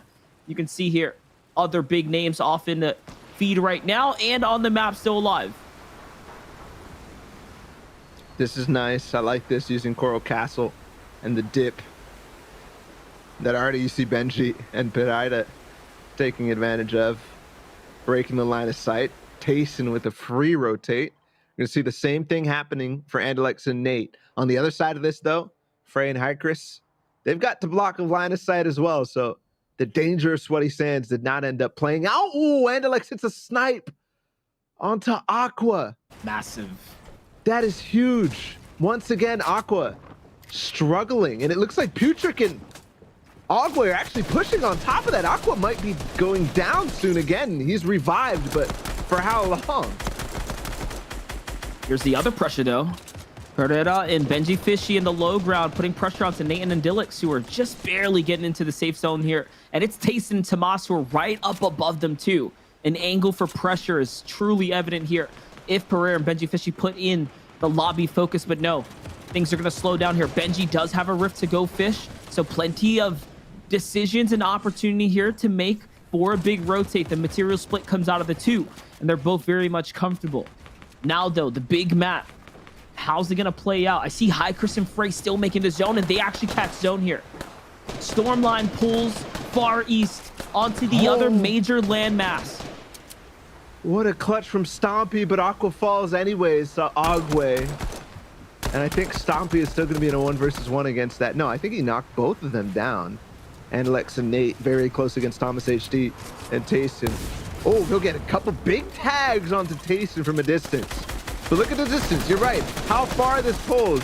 And Lex has to do something to actually push this off. Now, instead, while they swim, actually, oh, a third party comes in. That's perfect time for them to actually group and go. It's kind of crazy that everyone on this island is trying to take the fight right now, even against Nathan and Dillix, who just want to rotate for free. Benji, though, does have that rift to go fish, and then Dillix manages to pull far and away, but if they stay here for too much longer, they will be lobby focused. They have to go, they have to exchange, or take these shots as they come, use the mats, burn them, because if you stay here, it's over. Your game will quickly end. Carton, Styler on the distance here. Do they have a rift fish? And if not, is their decision to rotate late going to turn around to fight against them? Let's see. Benji and crew pop it. Yeah, Artur and Raxo have one as well. Yes, definitely the decision here. Across the gigantic ocean, how to get across, and this is it. Oh, Andalex does fall to Wolfies. Nate might be following soon after. Kinzel involved in that mix too, but do they have the rotation to make it across? Potentially not. I see everybody did get on at least to the beach. Big knocks there. Yes, huge. Sapphic and Siberia J go down ball. So we've seen now 2 teams that just managed to pull out a top 10 last game, get taken out in the feed. That is massive. As Pereira falls too, so his rift to go play was not effective. They were taken out in the sky. On the landing, Benji's getting pressured as well. It's not looking good for him. The lobby focus, it was unavoidable, and that's what happens when you touch down late. Everyone can see you. Fresh builds make it easy, and there it is. Benji is out the game as well now. The hands of Seti. Teak and Seti going to try to clap back after game number 1 when they had the crash. Moving forward now, though, who is the team who did well in game number 1 that's still alive? I see them right there. It's High Chris and Frey. Both Flickenhen and Sapphic and Siberia are out of this game. High Chris and Frey now have an opportunity to overtake. They weren't that far away even, but with one more game, it could be another 100-pointer for them that will be very difficult for other people to start catching up to, but they're not even close to those placement thresholds yet. They've got to hit this 5th zone rotation, and it is the freest on-foot rotation I've seen in a long time, given the difficulty that we've just seen so many teams endure on the beach. This entire game, they've just had the low terrain, just the optimal decisioning to rotate through these little crevices, these little valleys, and you can see how it plays into their loot pool. Overall, their material counts are stacked. Here's Joy and Yuri, who have to make a move. They do have Rift to go fish. There it is. It comes out. Quick move now to get to the new storm line. Again, these long draws here to the east is really punishing all the teams that have those western positionings. Zone after zone now. Will be a dive very near to Falconly and Skite, who fell directly in that top 10 last game. This time it looks like a different story. Frey and High Chris, there's the position that they ended up with. Thomas and Tayson right next to them. Trulex and Queezy are up in this one too. They got 6th place last game, currently sitting in 9th. And Nate still alive. Although he lost Andilix early on, Nate is still very much in this game. Here it is. Zone pop southeast. It's a push back to the Pleasant Park. That's going to be really big for teams that need the loot. A lot of opportunity here to refresh. Ooh, big come up here. Looks like a weapon upgrade across the board as Nate gets found out here by Teak. Big for them. 6 eliminations now for Teak and Seti. That in its own is going to play out to be a lot of points here. I know we talked about you need elims to stay relevant if you're not getting to those high placements, but my gosh, they're making it look pretty good for themselves here, fragging out. And the elim isn't even, the points there aren't even what I care about. They just got an extra shockwave, and they're already sitting on 2 Riftfish and 3 shockwaves. I think they even split that. Potentially 7 shockwaves now for Teak and Seti. That is the tools for success. The biggest threat now, from what I can tell, onto Skite and Falconly. Marine and Jaspe up in this one. Queezy and Trulex on a mid-ground layer. They don't have much to work with at all. We switch over to Loru. They're up to 5 elims. Make that 6 from Wings and Loru. And this was Wings who clutched in Stealthy Stronghold earlier against Rojo and his teammate. That was a crazy fight for sure. Wait for him to come back and bounce into this round here. Let's see, the rotate is good. He's leading the push, trying to keep up with Loru, who's right in front. Shots come out from behind. Loru changes layer. Just a great reads here. Great reads from Wings to stick with his teammate now. 16 duos remaining. We're approaching the placement point threshold. Remember, you have to get to that top 10 just for the first 10 points. Artor gets beamed and split from Raxo on the rotate through. Yuri goes down. Wings goes down as well. And now, can Loru clutch up? Can he do something massive? It's his turn to pay back the favor. Queezy and Trulex looking up too. They're going to pressure against Thomas HD and Tayson, who actually took height from Falconly and Skite. Trulex and them are going to make a play now too. Teak and Seti had the Rift Fish, and now they're making it work. I have to question whether the elims that a lot of teams we've seen so far have gone for and then fallen because of their greed actually matters. Frey is still up in this one too. Kinzel falls outside of placement once again, which is the key in this format. They will force another team from landing on them to go down. Instead, Queezy and Trulex a big opportunity right now. Wolfies falls as well, just in 13th place there. Unfortunate. Once again, 2 duos need to stay alive, and no, Teak gets caught out. It's up to Seti by himself. Seti does have an HP lead though, so he should be okay. And there, the full conversion. 6 elims now for Trulex and Queezy. Shockwaves come out. They get broken down. The late game shockwaves, we're seeing how strong they can be, but it's not enough. No one manages to secure height. Thomas goes up for the Rift Fist. Will it be a double-pronged attack? It looks like it is. Out he goes, and back he has to bounce in. The storm, it's hurting. Oh my goodness, nobody even knows that high ground is free. What? Stompy is on height? Where does this come from? Trulex left alone. It looked like he was dead, but he's back in it right now. He gets Marine too. 60 HP. He's surviving. Hopefully gonna get some placement here. Jaspe also trying to clutch with his teammate Marine. Where are they at? He's very low. He's turned down. He finds a pocket, but it's not enough. As Tayson and Thomas H2 have lost height, just dove on his box. And finally, now the top 10 is divvied out there. Here's your final players on the move here. Stompy still alive. Frey on high ground once again. If I'm not mistaken there, it looks like he has managed to swing things around. Trulix trying to clutch up here. It's Arto and Raxer down below. He's got to change layers here. Scrambling back and forth now. Look, Frey just holding up the height. Solo dolo here in the final games. Refsguards find Trulex here as every single player falls here. Frey walks away with a monstrous lead here, really building it out, setting himself apart from everyone else. Tayson and Thomas still alive here, but no, not enough to clutch. Tayson follows up. Look at how everyone's falling here now. Every single player is in complete shambles down the low ground now. Frey and Hycris have to go up against what looks like Scram and Refsguard, a 2 versus 2. Height is now taken. Frey has lost it. Hycris down the low did get a siphon. Scram is on high. Where is Refsguard in all this? Is he knocked? Or is he directly below? We can't tell. No, he's below. Refsguard gets the edit down. It's a trade, and Refsguard will win it. But he goes down. No siphon available. Hycris might actually be able to get that. If Frey goes down before, it's the Shockwave 2, a bouncer up. Oh, the shot misses. Scram low air HP, no. Oh, and it's literally by the skin of its teeth, by just one tick in the zone, Scram will fall, and Hycris and Frey improve from second to first. Man, just What see. a game, Fluke. Sorry. We just do see those improvements between match 1 and match 2. We've seen the change-ups with a lot of these duos looking for more fights early on. We've seen the change-ups with a lot more of these shock grenades doing so much work towards the end there. And then Frey and Hycris being able to get from that second place now into that first place. And I mean, we're only 2 matches in, lads, but it already feels like these two are rocketing themselves towards a victory here for the JBL Quantum Cup. Balla, that was such a different game than we saw from game 1, but what stood true was Frey and Hycris coming through, this time besting their game 1 performance with a victory. Barely though, right? Barely, just a slither of more HP there. He walks away with the dub.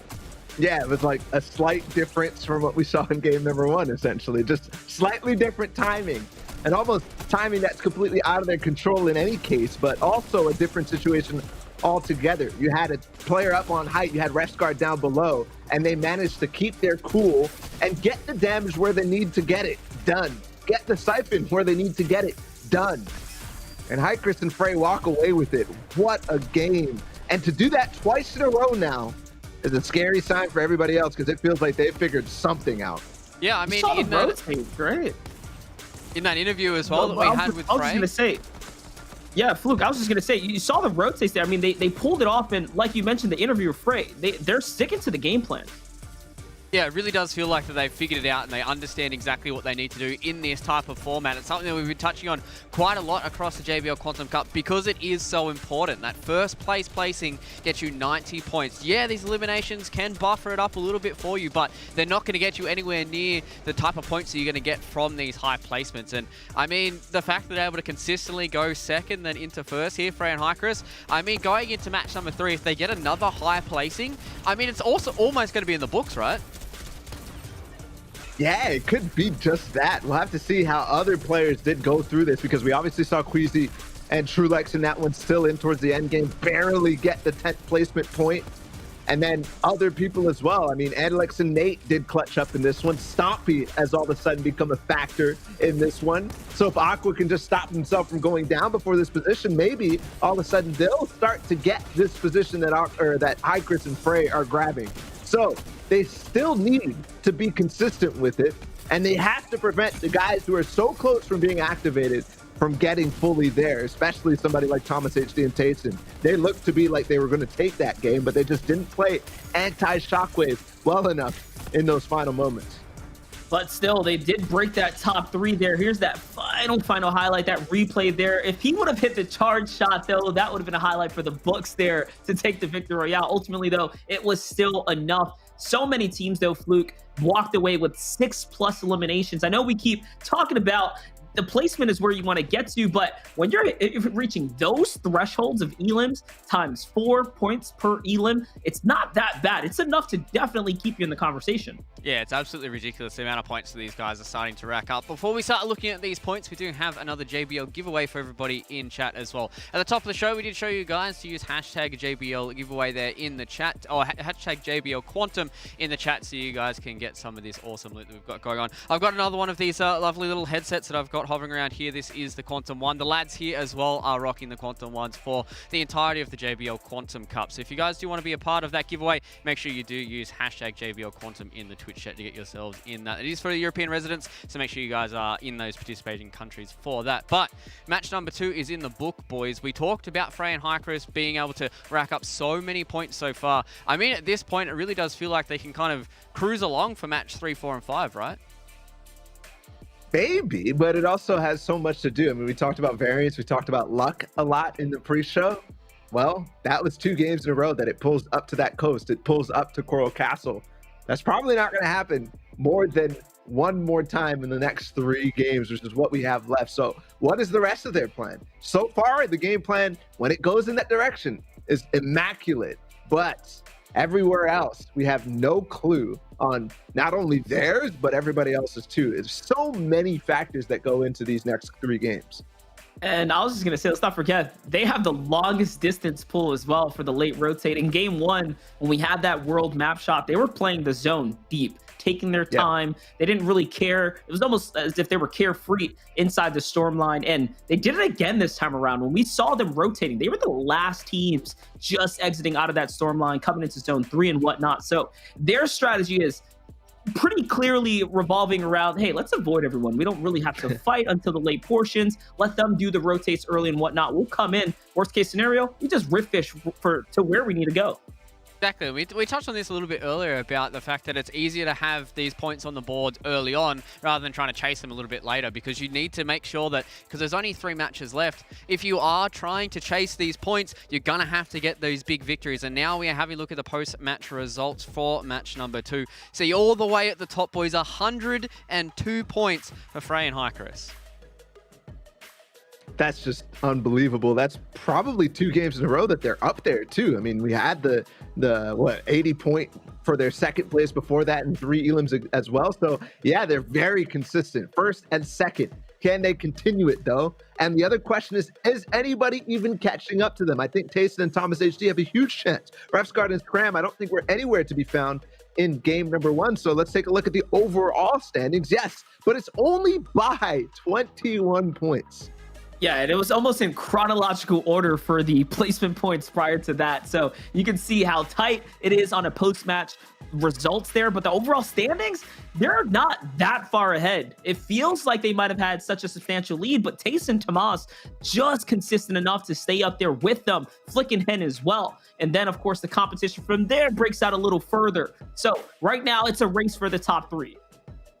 Yeah, now as we roll in towards the final 16 here, we see these points are starting to dwindle down a little bit. We've got from 26 down on 0 points. A little unfortunate for all of these people so far down. But, you know, we talked about this. There's only 5 matches, and if you do get a victory royale with a few eliminations, you can start to rocket all the way up there, because even towards the later stages here, 28 points in 17, that's a victory royale, and you are far ahead of a lot of these other players that are sitting in that leaderboard. So we've still got a few matches to go, boys. The game is not over just yet. There still is plenty of points left to go here, but we still need to find out our victory royales for 3, 4, and 5. Ladies and gentlemen, boys and girls, it's time for us to go to a short break ahead of those matches. So we'll be about 5 minutes, and then we'll head back into match number 3 for the JBL Quantum Cup Fortnite in the European region.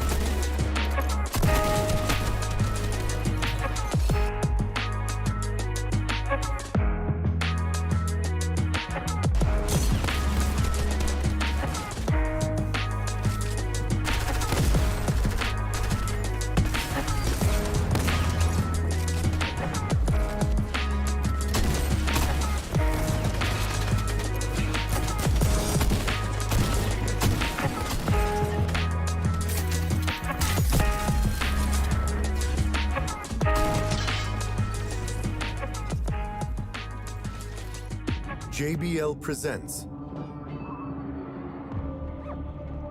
the sounds of victory.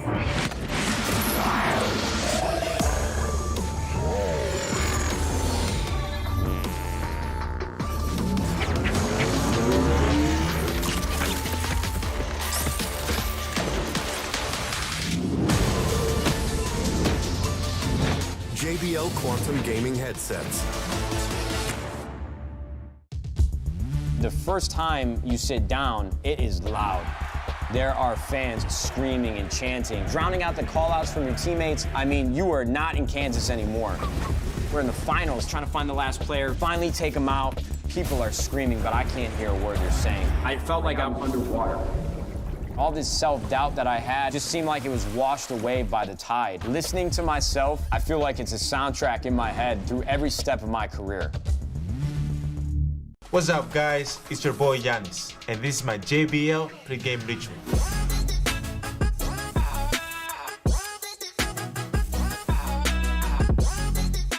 Catch Z's so you don't catch L's.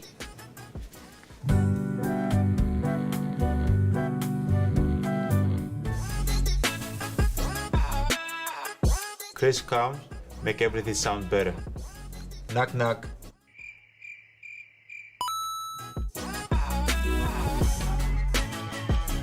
Pre-game hype is key. Set the vibes and get your game face on. Let's get it.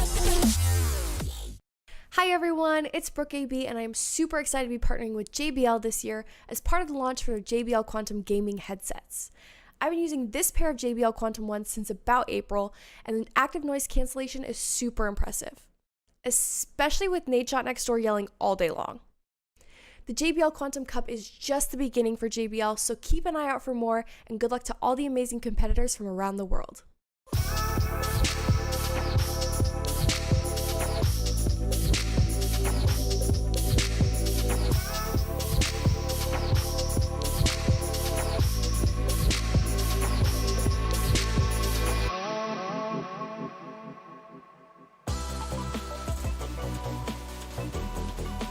Hello everyone and welcome back here to the JBL Quantum Cup. We're in the European region for Fortnite and we are 2 matches down. Our leaders so far are Frey and Chris at the top of the leaderboard. They are not out of it just yet. There is only 20 points separating them between 1 and 2. And now welcome back my lads here onto the panel. I've got Baller, I've got Monster. Lads, we're 2 matches deep already. We've got 3 more to go. The standings haven't blown out just yet. There still are a lot of these duos that are in quite contention. Yeah, it's going to be really close all the way through. We got 3 games left. And from what we can see, there's a lot of these kind of areas on the map that, you know, have been pretty fortunate right now, but also some that have been unfortunate, specifically because they have players in them that just do not let you go. Enlix and Nate around that sweaty sands area of the map are running through teams left and right. And I'm surprised to see it. Because again, we've said it, placement is king in this format, and not just placement, but getting into that 9th zone. It's so important. Yeah, and we still have to see the Yuri Rojo rematch in Weeping Woods as well. Like we said, he had the lead into that fight as well. So for them to be losing that one, that's another clash that is not going anywhere. A couple of these battles will continue to re-engage onto one another because, again, the dynamic of the way the zone is playing out and the drop spots are. Yeah, well, considering that we've got our duo at the top now, Frey and Chris, do you think that's going to put kind of a target on their back now? Because we've seen across both these maps, they do play it quite slow. They don't really get all too many eliminations. They play for those placement points a little later. Do you think some of these other duos are going to be trying to figure out and try and cut off a few of those routes, trying to make sure that they don't get that high placement points again? Yeah, I think they definitely will if they see them in the feed, but the problem is they're not in the feed. Right? That's the only identifying information you could get in this game. And if they're not even pushing for elims, if they're not even taking shots, to a certain extent, you're never going to be able to find the target. Like, that is how safe they're playing on the outskirts of the zone. Monster, you called it out last time. Yeah, literally sitting in the storm. So if it's already tough to find them because they're not being active, it's going to be even harder now because they're playing late rotates. Well, do you think that maybe some of these other duos are going to try and take a leaf out of their book? Because it seems like so far, getting a second and getting a first in both these matches, what they're doing is working out. So do we feel like a lot of these other players are going to be trying to change that up? But that could be a question that can get answered here in match number 3 of our JBL Quantum Cup. It's the European region. Things are starting to heat up. So I'll leave it with the boys for match number 3. Match number 3 underway. Chris and Frey. We spoke to Frey right before we started this off, and he seemed very confident. More confident than I've seen Frey in quite some time. And they have a game plan that is clearly paying off. Without a doubt, now it's time to step up here. Chris, you can see leaning way outwards there, and it seems like they've gonna continue to stick to the strategy. Carton on the other side over at the Holly Hedges. Seems like he has this drop spot with Stylers himself too. Who else is dropping on the map here? Possibly switching things up. Amplify and Rojo have seemed to have gone with a new game plan there, up towards Pleasant Park, moving away from the Weeping Woods. So that's not a battle we're gonna watch unfold this time. They're going to Pleasant Park. Look at Trulex and Queasy's split. They're in 6th place right now. They're taking the bottom side of Slurpy Swamp and also the bridge over by Misty Meadows. Unbelievable split. Very reminiscent of what Stompy and Aqua are doing in the center of the map. Thomas and Tayson, I don't know how they found themselves from Salty Towers all the way over towards Holly Hedges last time, but it seems that the W key is on for anybody in that area. You've got to be so careful in those positions. Marvel and Mitro have to avoid Wakey and Kinzel. Are you kidding me? Another Northwestern Zone monster. 3rd time in a row. 3rd time's the charm here, which again, this could play really well for Hen and Chris, who have seemingly found the formula to success. 2 games back to back here. They can play that one more time. It should be a clear way to break them out into the lead, as is Flick and Hen, who are also landing at the Misty Meadows as well. So just teams to keep an eye out on coming into this. Soki and Fishy, though, outside the Coliseum. And here's Nate and Andilix already in the fight this time. Nate's down. Okay, so Andilix has to clutch up. He has the health lead, too, over Luca. Yeah, he does. And in Sweaty Sands, the reboot will be quick. This is a fast fight compared to what they're used to. And this is why pushing in areas around you sometimes can come back to haunt you, because our Luca and Jams were not even landing Sweaty Sands, but twice now they engaged. And that means our Luca and Jams have had enough. They go for the spot that Andalex and Nate land on and force the fight fast to give themselves a bit of a further chance later on. There it is. Andalex picks it up. The loot, more importantly, the mats. Oh, and he gets the stairs over top of him. Our Luca now trapped in the box, but an SMG! Do not put that in his hands. He is out. Oh my goodness. There we have it. Straight 200 to 0. That's the counterplay, right? When you saw what happens when Nate and Andilix are fully ready for the fight later on, and they dictate the terms. This time around, they get a little bit of their own medicine. They get landed. They get out-countered in this regard here, and then get taken out early in the competition. That's a big upset. Remember, only 5 major games here. Joy is going to eat some major shots, but it's okay. Yuri and him do walk away with 2 elims here just outside the Craggy Cliffs. So again, the narrative changing now.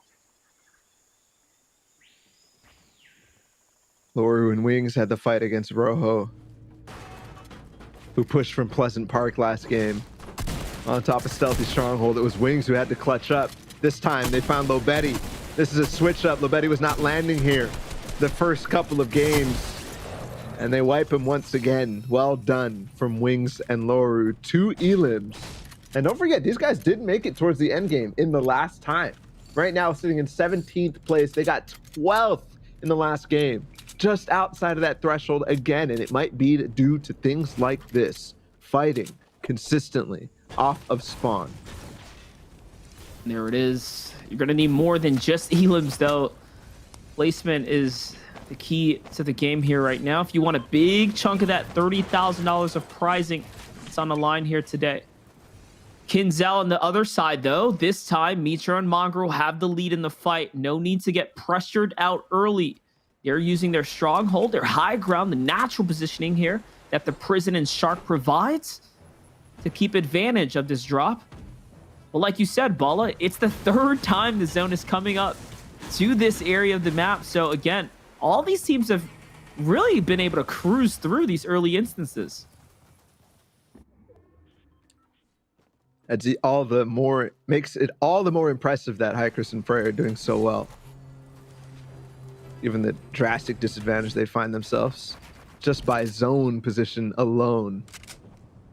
So we move on to another fight as what looks like Mitra and Marvel not too interested in fighting Wolfies and Kinzel, given the fact that their loot is very good, similar to the loot in game number 1. Craggy Cliffs is fought now by Satyr, Solution of Plays, and actually Chapix and his teammate. They might start to chase. I know that fight has been happening game after game. They have to be careful, though. They're rotating right into Rojo and Amplify. That was what I was about to call out, who are just on the other side of the river bend here. They were just playing for a drop, and it seems like they pick it up and reap the benefits of that. Benji and Pereira at Lazy Lake here have been having a struggle of a day. 0 points so far into the competition, I believe. Unless they got those initial couple points from the elims early on. But no, actually, they couldn't even secure those. So just showing it's been a tough day. But this is game 3. This is about the halfway mark, if you want to call it that, of the 5 games. Oh my. Not only this time do they have what looks to be very good loot. I would love if we could just switch to Hikers really quickly too to see what he has in the inventory, because we know they've been fishing, but they also have an RPG. An RPG that we saw Mitra almost put to fantastic use in game number 1. Could be so powerful in an end game where height is so important.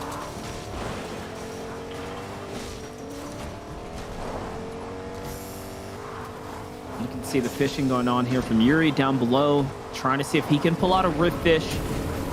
Frey and Hi Chris once again still in the zone here with those late rotates. It's the game plan, it's the strategy. Sharks being so important if you come across them for those RPGs. I feel like more now than ever we're seeing teams play into those RPGs as well.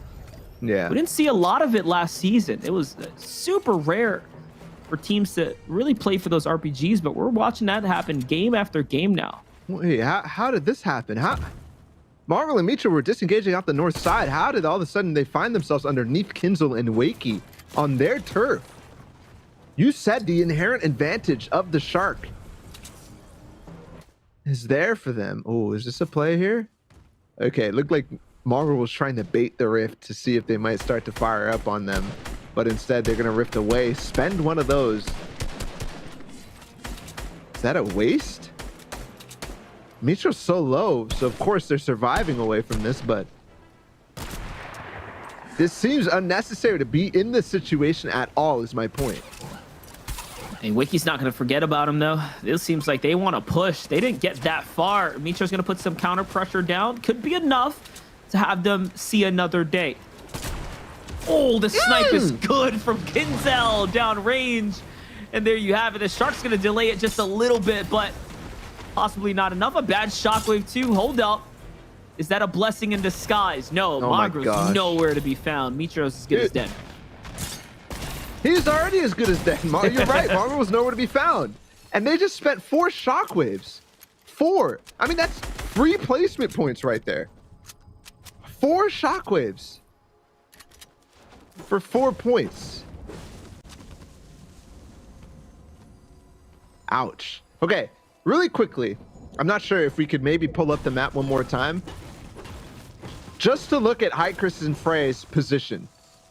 This is unbelievable, the things that they're doing on this rotate, and it shows you why. Monster, you called it out last game, and I said it before, but they're playing this so edge zone like all the way on the outskirts of this.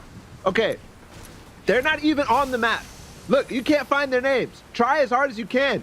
They're so far south in the zone right now, pulling a little left eye classic all the way down. Even when we zoom out, you can't find them. Like, yeah, they are literally, look at how deep they are in the zone. They're underneath Slurpee Swamp right now, just outside of it, trying to make their way into the safety of the new zone right now.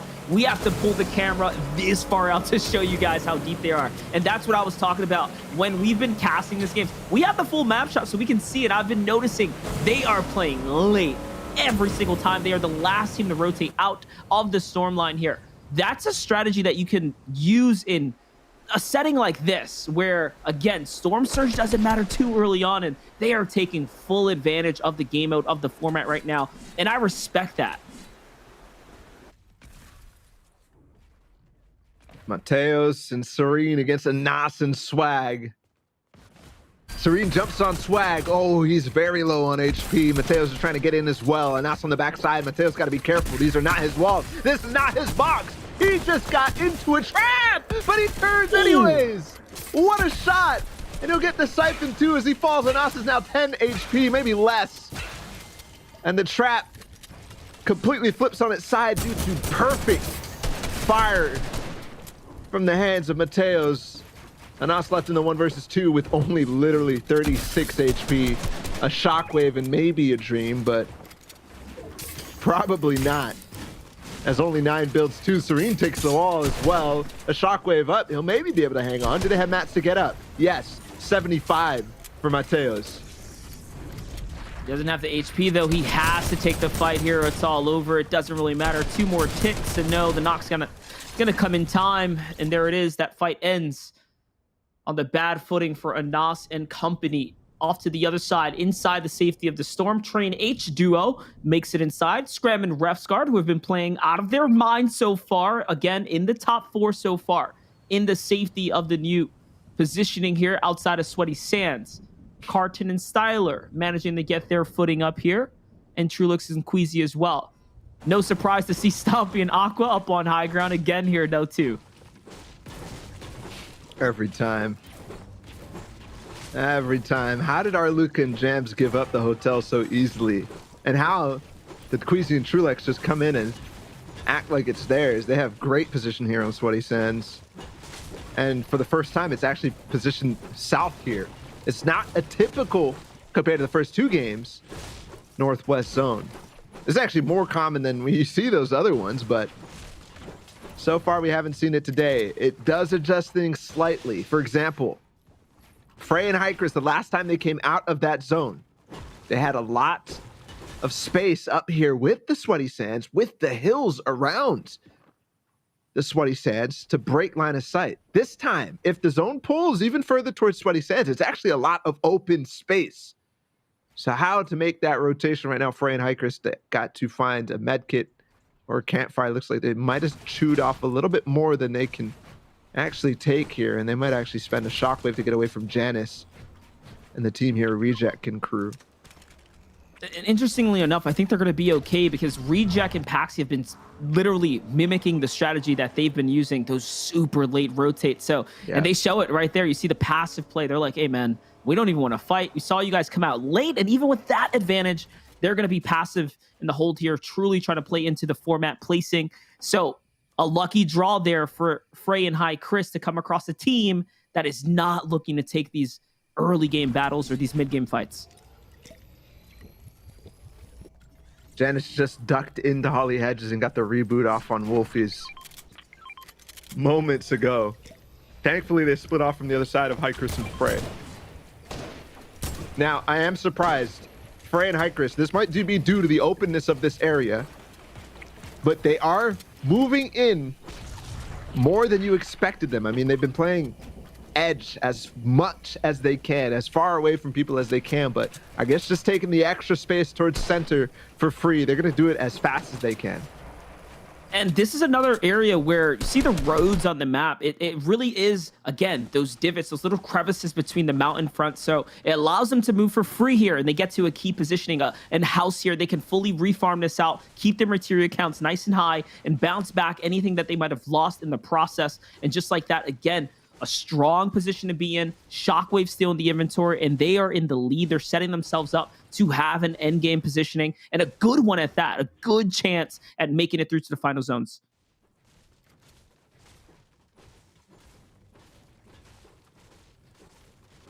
I'm gonna refarm too and get extra materials.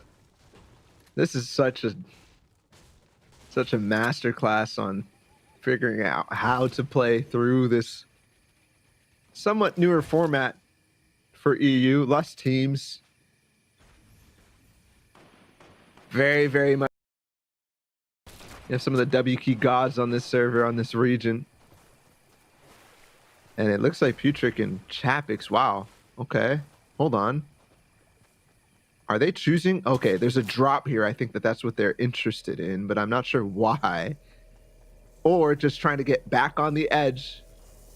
But Chapix is looking for a snipe. And look at the other position on Putrick. He's actually going for this. They're trying to set up this pinch. A trap for Wolfies and Janice. I think they might have been spotted out there. Probably heard, for instance. They quickly defend and block their top side. And I mean, you fight for the drops because they can drop the shockwaves. That's probably the most valuable thing, I guess, you can pull out of those. But Uguay, still risky in its own to be so far out, split there to try and get that opportunity. Ultimately, he's going to back up to his teammate Putrick, who's on the other side of that little lakefront. On the sweaty sides, what do we have up here? Big names. Kinzel in the bush right now, conserving material, but sniper in hand. We already watched him put some major snipes down earlier onto Mitro and Mongrel, which I don't even know. Did Mongrel survive that? I don't think so. No, it seems like he was hunted down. Yeah, he got was chased by Waking Kinzel hard. And you could already see they had like 4 shockwaves left overall. Kinzel only has 2 in his inventory now, maybe a split. If they continue forward, Stomping Aqua will have to shockwave bouncer in towards the next zone. They're going to land on again. A potential 5th zone height position. Slimy and the others don't even block at all. And yeah, Aqua's got it. They challenge for a second. Seti and Teak also land at the same time. So neither of these 3 teams are actually uncapping. They've been here before. Aqua and Stompy versus Seti and Teak. That was a fight that happened in game 1. Somehow, same strategies, and they end up in a mirror positioning hold right next to one another. Love how play styles collapse on top of one another consistently, although they land in different drop spots. The crazy part about this is on complete opposite sides right now. We have Stompy and Aqua, who've been here over and over, but not really converting. On the other side of this, Frey and Hycris. They had first choice here. Oh my goodness. Oh no. I see how tempting that is, Monster, how tempting it is to edit your base down. But when you have 2 teams who instantly took height and others joining as well, you know you're going to break them all down and also make them so angry. Sweaty Hands is now down. Slimy escapes out and away from the box. Benji, Fishy, and Pereira are going to get the loot from that. And that all started because they chose to down. Risky play there. And honestly, you saw Tayson there gets the knock or the finish, the full finish at that point. So Sweaty couldn't even be saved by Slimy in no instance there. Stompy on high ground, 20 HP. So the fall damage almost worked. I mean, it almost worked. Imagine if he would have fell and gotten eliminated there. Both of them, that would have been pretty interesting and funny take from their side, I'm sure. Get dropped out of the game, but either way, it doesn't happen. Once again, it's Frey and Hycris who catch the 5th zone. These guys are being so perfect with their rotations, and they're getting rewarded for it. Game in and game out. Last time they didn't catch it. They had to rotate on foot towards the 5th zone, but it was so easy for them. This time, absolutely free. Hycris can't get back in this box, though. You gotta be, Okay. Professional player, by the way. A little bit of a struggle there. He's all good, though. No, Queasy gets taken out. This is really bad for Trulix now. They've been having a good game so far. Top 6 coming into this game 3, but now down a member. Can he squeeze his way to top 10? Ripfish comes out. Hycris and Freight get thrown up. This could be really bad for them as they did just pull the half in, half out zone. So now they have to reposition up and figure things out. Kinzel trying to hustle up some shots into the zone or into the bush there. Doesn't find anything. High ground is held by Stomping Aqua. Where is Hycris and Frey? They're together super again. Damaged. Together again, but yeah, super damaged. They'll have to spend a little bit of the heals that they've accrued, and it's not going to be. Actually, look how much they have. Floppers, chug splashes. They literally have their pick. Don't tell me. No, again, Marine. Oh. Marine snipes Stompy, and Aqua goes down to Flick. I'm not sure how that all unfolded. Wow. In moments, it happens every time. Aqua and Stompy just have one thing go wrong, and it's enough for them to go down. Putrick and Chapix are going to land on Marine, though, and that changes things for them, too. Are they going to give it up? Probably not. They're going to continue to fight for this. Kinzel and Wolfies are also going to be entering that one. They're also getting shot out. You got to be so careful. Jasper gets taken out there. Chapix with the 3 elims already. 2 shieldfish as well. All quick heals for him to bounce back if he needed to. You can see why the pressure was worth now. He has so much here to hold. He finally finds Marine here on the layer. Takes the wall too. Just quick enough here. Marine scrambling away here. Lucky for him, a bunch of old builds to work off of. So the Labyrinth is playing into his favor, all being recycled here. It cost him a lot. He still gets singled out though again, and now this might be the end of the road for him as he's hitting enemy walls, enemy hurdles. They're still pushing. There it is. They don't let him leave. No breathing room whatsoever, and they get rewarded with 2 shockwaves. Perfect timing for that. That's going to bring them forward. Tayson and Thomas get split, and Tayson's already low HP. Here's the first Rift Fish for Frey. A crutch, but every time they have it, their loot is so good. Game after game, Slimy goes in the box with Artor. Artor escapes, but just barely into somebody else's box. Raxo also tries to join in, but it's actually Chapix who's come off of height and got that elim onto Artor. I don't know how Slimy survived that. He was in between 2 enemy walls, managed to jump in an enemy cone, and then escape there by the slither. But Wolfie's here now. Pressure coming in. Jonas as well, still alive here with one another. Zones moving east there. They're right in the front of it, so they have a couple of options here to play for the late rotate. Chap's going to go ahead and cut out. Hi, Chris, and Frey managed for height after the Rift Fish. Again, and they still have one more Rift Fish. If all goes crazy, they could still ride that for extra placement. Even more shockwaves, too. And now it's time to start playing anti-shockwave. They get an elim, too. No, that's Teak. That's Reject who actually grabs that one. Putrick and Chapix are still up in this game. They've got 7 limbs and getting ever closer to that top 10. Frey drops down for just a brief instant, so now he might actually be trapped. Thankfully, he has that Rift Fish if he needs to go back up to his teammate. Putrick on the run here. Chapix actually has to get a heal off. Lucky for him, he's not the one who's going to get tagged this time around. Frey putting pressure up on all these teams Rift Fishing down, and he's just trying to make sure no one steals away the high ground this time. They were already broken down once before this. Scram slithers away from them, and okay, they maintain height again here, but there it is. The shockwaves. Everyone wants to stab at height because they know top 10 is so close here. Wolfie's on the other hand, fighting in the low ground. Jonas walks away with that elim. Good for them, and it's multiple back-to-back here now. And yes, there it is. One step closer now to top 10. Wolfies takes out Hen and Flick at the same time, and they're going to find Trulex too. They've gotten so many of the top 2s now down. Putrick and Chapix, though, continue to fight for this high ground and continue to reign their terror. Frey has given it up, but they still have more to work with. Where are they? Scram, who got 2nd place last game. Oh, Chapix gets the beeves on the taste. He's out of here. Putrick's all the way in the zone, though, and he can't save him. Only 1 shockwave, but I think he just got back in, too. Thomas just actually had a failed shockwave there as well. It throws him down to the low ground. Not looking good for him. Chapix is up in the air. High Chris still alive in this game as he finds Rojo there. And High Chris in a battle in the mid ground. Isn't going to be enough, though. Up for height he goes. He maintains it. Frey's no longer in this one. He still has shockwaves. He still has some material. Good charge shot there. But no, the pressure from 2nd height. It's too much. He might have to give it up this time. Down he goes.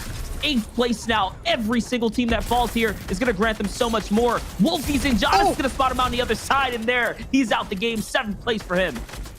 Chapix and Putrix have been playing this perfectly. Same with Wolfies and Janice down on low ground. Refsguard is still alive. He now has a chance to start to catch things back up as well. Thomas HD and Tayson, they fragged out in this one too. Wings just picks out Wolfies, but they trade. Janice gets 1 too. Scram and Refsguard are both still alive. I thought that Scram was alive by himself. He's continuing to fight in this one, and there might be another 2 versus 2 for them. So big for Tayson too, who's in second place coming into this one here. So many placement points on the line, though. Doesn't matter. He's out. Down for Scram, and it's a 1v1 situation. Out he goes. Chapix gets the siphon. Is it enough? One more shot, and yes! He flicks onto Refsguard, hits it there. Chapix, you monster. 8 eliminations, make it 11 for the duo. Look, what a game we just had. Chapix and Putrix played that to perfection from start to finish, from high ground taking fifth zone over and over and over. And they end with some of the most ridiculous plays against, again, Refsguard and Scram, their second place in a row.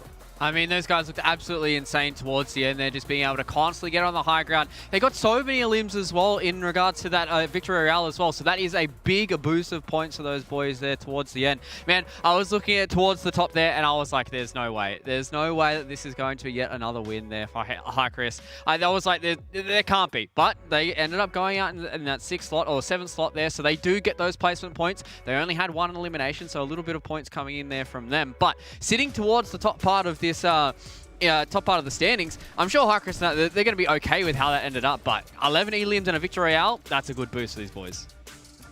That's huge. That is so massive. But other people went massive too in this game. I don't know exactly how this is all unfold because there were so many teams who had a chance, who are already up there in terms of standing in that top 10. And again, that's the spot. If you're in top 10, I think you're having a good game no matter what, especially if you add a couple of elims to that. I do have to give it, though, to Putric, man. These guys had 11 elims. That's 44 points. And we talk about how it's placement heavy, but 44 points from just elims is significant enough that that will make a huge difference against Hycris and Frey, who are really not getting any elims in this tournament. Yeah, Baller, we're talking about nearly a 140-point swing. They were in 22nd place. That's going to truly propel them up the standings here, put them in the conversation for us. But has Hycris and Frey done enough to honestly make this a runaway train at this instance, right? Another top 10 performance. Here's a great highlight, by the way, from Wolfies. You saw the catch there as the train of elims come through, and that literally puts multiple teams out of the question there and everyone else in the standings to break into top 10. So literally, Wolfies put in some serious work there. That's going to throw them up just a little bit now, put them into our conversation too. But, it's becoming a battle here for the last 2 rounds. If Hycris and Frey can stay consistent, just alive long enough for one more game, I think they're going to be our clear winner. Yeah, as you said, Putric and Uruguay, they got over 140 points in this map. That is absolutely insane for these guys to have such a big swing. They're in 22nd slot. I'd imagine that's going to break the top 5 for them as well, because at the end of match number 2, 187 points was what Frey and Hycris had at the end of that. They got a few points there with a bit of placement, but they didn't get too many eliminations either. So only a little bit of an increase to their point here. So I'd imagine that the standings here are going to look a little different at the end of match number 3. And as he said, this is going to be basically a full horse race towards the end of it in match 4 and 5, right?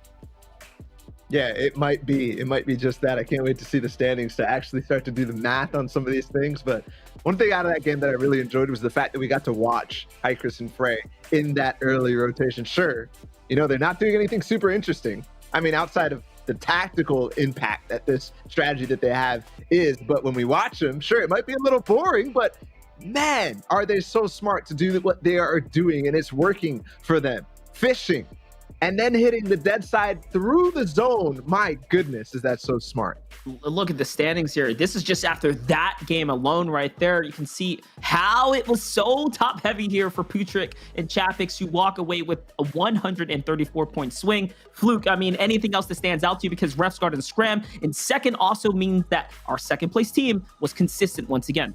Yeah, exactly. And we've seen that quite across all 3 of these matches, right? The second place team, they are getting the points on the board, and that's what you need to constantly do here. We only see a few points coming in here from Frey and Hycris, only 29 out of that one. They only had about a 20-point lead over Tayson and Thomas as well. So they've, obviously kept that lead a little bit here, but the big fact here is Putric and Uruguay at the top, 134 for them. That is absolutely ridiculous. So now as we have a look at the standings here, 214, Frey and Hycris, they are still holding that lead, but it is only by 16 points, lads. Refsguard and Scram now, 198 sitting in that second slot. Just look at Putric and Uruguay. They're in 5th slot right now. Yeah, Putric and Chapix, that's one game. We talked about it. Over 5 games, all you need is one game to really put yourself back into it. And that was it. Pretty much. I mean, almost all of those points came from that exact last game because they had a lot of elims and they also close it out. Absolutely ridiculous. And it starts from a very, very good off-spawn fight and W key path out of Craggy Cliffs. And I know we're putting a lot of highlight onto Frey and High Chris's strategy, but Paxi and Reject were the same team on the outskirts doing the same exact strategy. And you can see that bold strat to sit inside the zone, play safe, play late, and avoid all fighting on the rotates on in is keeping them in the top 6 right now. So still very much in this conversation as well. Two types of formats or play styles we're seeing literally have teams shine. I wonder what Refguard and Scram's play or format or strategy is in this instance, because they're very much the next runner-up. Here's your other page though, Fluke. I mean, teams have to step it up at this point. Yeah, exactly. Looking towards the bottom here of the standings, there's still a few teams sitting on that big 0. Unfortunately for them, not getting any elims means no points as well. There's still only a few of those teams who haven't gotten any placement points either, sitting on that 1 elimination. So, I mean, this is what's going to happen in these types of competitions though, right? It's going to be a 32-man lobby, a 32-duo lobby. So that means that sometimes there's going to be these teams that may end up just going out with a big 0. But, I mean, towards the end of it, basically the first half of that standings, they're all still in the running for first slot, right? Yeah, I think they are, especially since we have 2 games. We've already seen what 1 game can rocket you up in terms of Putrick and Chapix in that last one. So everybody still has a chance in this. As we get into game number 5, maybe that's slightly less, but this format really does tend to these big pop-off moments, and that's what we're seeing. Of course, consistency does help. Consistency does matter in the case of Frey and Hycris, but for somebody like Hen and Flick, who won that first game, from that very first game, they haven't done anything since then. I mean, I'm looking at their placements, right? They got 22nd and 13th, and that's not really getting you any points whatsoever. So still hanging on in top 6 means a lot because that's just 1 game of action that they had. And you saw High Chris and, Hen there, or High Chris and Frey for a second. Coming in 8th place only netted them 29 points. We're talking only 8th place, right? But that's last zone, that's final instances, and their lead was almost snatched up by Riftguard and Scram. That's how significant it is to get a victory, and more importantly, continue to do it at least twice if you want to win this tournament. One more thing hopping in here, Luke, is that Thomas HD and Tayson, they're riding their way up here, and it's slow, it's steady the entire time. We haven't really seen a massive pop-off game from them, except game number 2, which was like mediocre. They still didn't get a 2nd place, they didn't get a 1st or anything like that, as these other guys, the top dogs, are doing, and they're due. They're due. Yeah. It's gonna happen. So when it happens, they have a chance to really overtake, because they're only 30 points or so behind from the top spot without having one of those massive games. Yeah, and it feels like all it is going to take is one of those big pop-off games, just get those extra couple of points and those top dogs are at the top. But, ladies and gentlemen, boys and girls, before we do head into match number 4, it is time once again for our JBL giveaway. Make sure you do use hashtag JBL Quantum in the Twitch chat to enter the giveaway for some of this lovely gear that we've been showing off for you guys. There's lots of JBL Quantum Cup left to go. That means there's lots more chances for you guys to enter this. But make sure you do use !country to see which countries are available for this giveaway as well in the European region. But lads, it is match number 4 time very, very soon. We have seen how the standings are panning out. There's only 16 points between 1st and 2nd. That means that Refguard and the boys, they still do have a lot of work to do. But I mean, all it takes is one of these games for High Chris and Frey to not get in towards those placements, because they're not getting that many eliminations, and that lead just kind of dwindles and goes away, right? Yeah, I think it really does. I mean, you have to be very careful with a lead like this on how explosive these standings can be. So they have to have another one of those games. And I have to reiterate, time and time again, the zone continues to pull in the same way that they're going. What happens when they don't have Slurpee in their path? Like, what happens? Do they have to come out earlier? And does that expose them to players like Andalex and Nate? Or, of course, Wolfie's in that last one on the side of zone. Does it expose them enough that they will falter to approach that end game? That's a really good point, right? Slurpee in particular has the most sustainability for zone style plays, the mushrooms that are around, the kegs that are there too. Then of course the river to play into, all the leftover loot as you go through the weeping section of the map. So really, really good point there. I do want to see what happens when it pulls Eastern all the way as well. That will affect how long they can sit in the zone. Well, I mean, Ball, you touched on it heading into match number 3. Like, oh, surely there's not a northwestern zone that's going to be popping up. And then, bam, straight away it goes straight onto the Shark. And then it pulls a little bit more towards the center of the map. But, I mean, if this is the way these matches are going to go, they're all going to be northwestern zones, then they're going to have to just continually go through Slurpee, right? Yeah, they can every single time, and that's the beauty of it. So wait, I just had an idea pop up though. If they do the Arkham strat, the eastern side works too. There's so many campfires over there. Yeah, I think they're 100%. good either way. Well, it seems like they've got everything in their pockets here to try and take out the JBL Quantum Cup. Only 16 points separates first and second. Match number 4, more important than ever. So let's kick it off. So important, so huge. 2 games remain in the JBL Quantum Cup Finals for EU. 2 games remain until we see if High Chris and Frey can hang on, or if it's time for Thomas HD and Tayson to activate in these last 2 games. Here you have a couple teams on your feed right now, just getting to their draw spots. Lazy Lake 30 Docks up above, but the map is what's really unfolding. The good info retail row being once again continuously contested and heavily looked at by duos. Off on the other side, though, this time around, Tayson and Thomas are actually being contested at the Salty Towers. It looks like a squad has landed on top of them. Stompy has an idea of what's going on there, too, because he's just outside of it. That's an opportunity for our top teams to get taken out. Yeah, and Tayson, it's Mitro and Mongrel. You can see them out of the Shark. They land on Tayson. What? Second place what? team. Or third place team. Yeah, they have a chance. Marvel's 3 HP. Thankfully, Tayson and Thomas HD will clean that up, but wow. EU does not... 2 things here. EU does not hold friendships very highly in this one. My goodness, Tayson and Thomas HD hold on against Marvel and Mitro, Tayson's teammates that just won FNCS with each other, landing on top of each other. What? Wow. What a turn, and it doesn't even matter. I was going to say, and now you have Plays and Satsar here who are in the last place in this tournament as well, landing on top of Tayson and Thomas. So players from all spectrums here, friends and enemies alike here, that need to do something drastic and different to bounce back. We're trying to do just that. But again, Tayson and Thomas come out on top, and that's an 8-point swing for them. That puts them 1 step closer to closing the gap on Frey and High Chris. There's a Nos, though. Company trying to squeeze on in. Swag onto Marine. No noise made yet. No noise detected from Marine, but both of them are actually creeping. Jaspe and Marine have no clue. He's just throwing minis in the open. They have absolutely no idea. Both of these could happen at the same time, and that's going to jump. Misses the first shot, though. Jaspe only gets chunked down by a little bit, but that one connects. That one connects bigly. As Marine gets the headshot down, he's going to shockwave right over. It's kind of predicted, though, here. Anas will start to try to pinch down below. Swag will get just not any damage done, and they'll take high ground. Now from low ground shooting up, this is difficult. Yeah, you can see the power of the heavy AR. When you stand out in the open and you go toe-to-toe, if he's got that accuracy first shot ready, you're going to get punished on the peak, and that's how quickly Jaspe and company lose their heals. Marine now no longer has shield either, it seems, as the chug splashes were already utilized in the battle early on.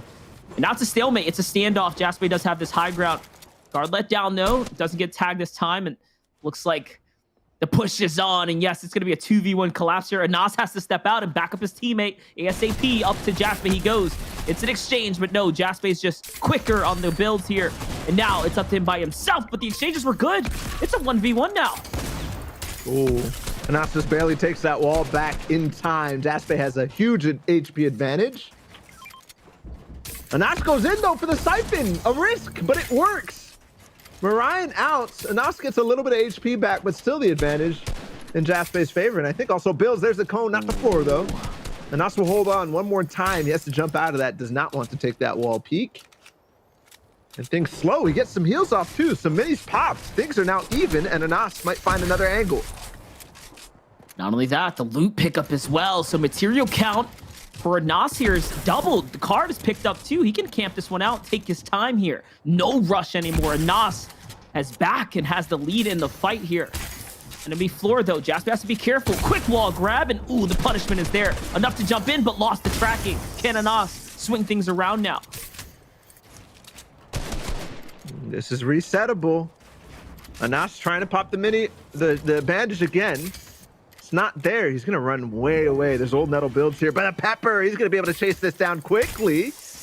But he again loses track. Anas finds some minis. He knew where they were. Bandages 2, and Jasper has no idea. Meanwhile, Tayson and Thomas HD do chase down the team that you said were in last place. Satyr is down. Solution Plays, who was landing on Putrick and Chapix before this, by the way, get completely demolished. Not even worth even talking about almost. That's another 8-point swing, tying up second and third place here. This effectively puts Tayson and Thomas in the lead for eliminations in the top 10 standings. That brings them up to 17 eliminations, the most so far in JBL's Quantum Cup. Joy, though, is by himself. Here's a fight we've seen break out a few times against Siberia, Jake, and Safik. How's it going to work out? It's not looking too hot here. Yeah. Looks like they got the advantage out of Colossal Coliseum this time, and he's stuck in a box. Fury full finish. Yeah, completely trapped in there. Safik and Siberia make quick work of that. Now they move forward and onward. Safik and Siberia were in 8th place before this game. This is interesting. Doesn't see Serene from behind, and okay, the shot was good there. That's a shield crack and a wall replacement. Oh, out to the box he goes, though. Serene tracking a little better. The exchange is good, though. Reject comes through. Mateos is dangerous in these kind of situations, though, as he can get the save here. And yes, he is going to reset and possibly pick up his teammate. Reject, who was in 6th, now has lost his teammate. He's fighting for the reboot card here. He's probably going to run, though, if I had to guess. He's going to hightail out of here. There is a rift to go fish right there. Doesn't pick it up, though. Oh, he's going for the fight, actually. They want this. I can't believe how much time Reject gave him, but Serena's still not up. Mateos tried to structure this so much that he expected this to come in, but now the pressure's almost too much.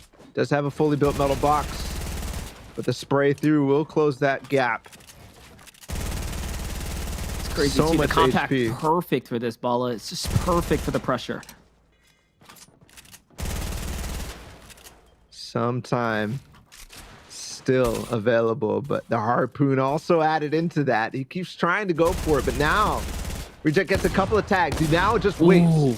Oh, but that's a really bad trade for Reject, and that might now just buy him the time he needs to get up and in for that res.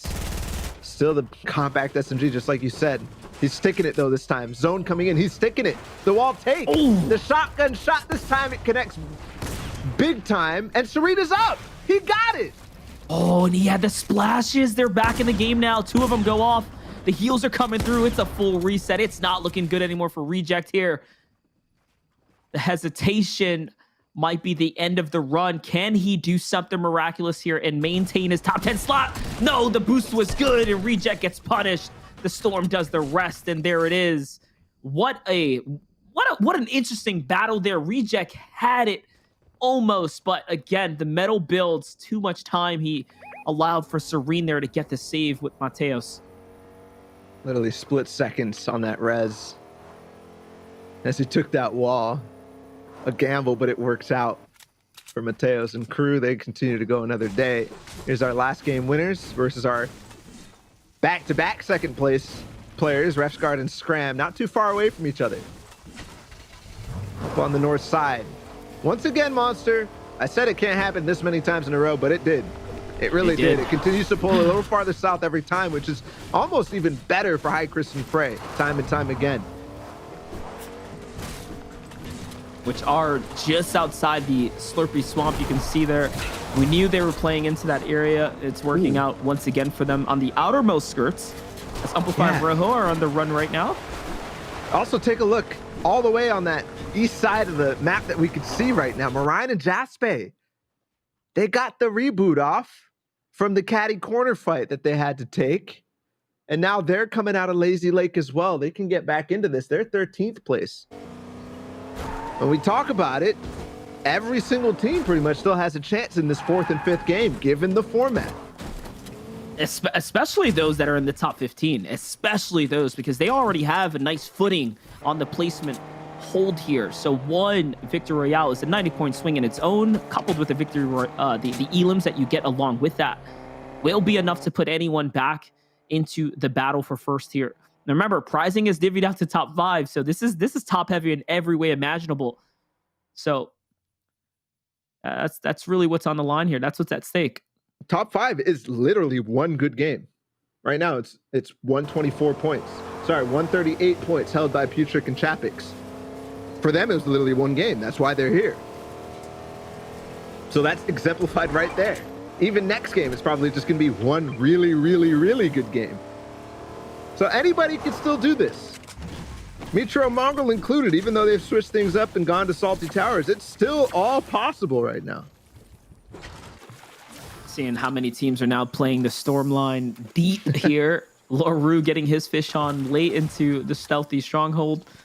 I don't know about you, Ball. I've played this drop spot a few times. I still can't figure out where to find the fishing rods.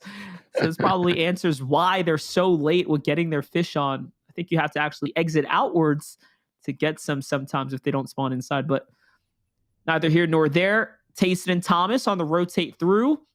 Chapix and Putrick here. Siberia and Sapphic, all teams that are in the conversation here to take home some big prizing right now.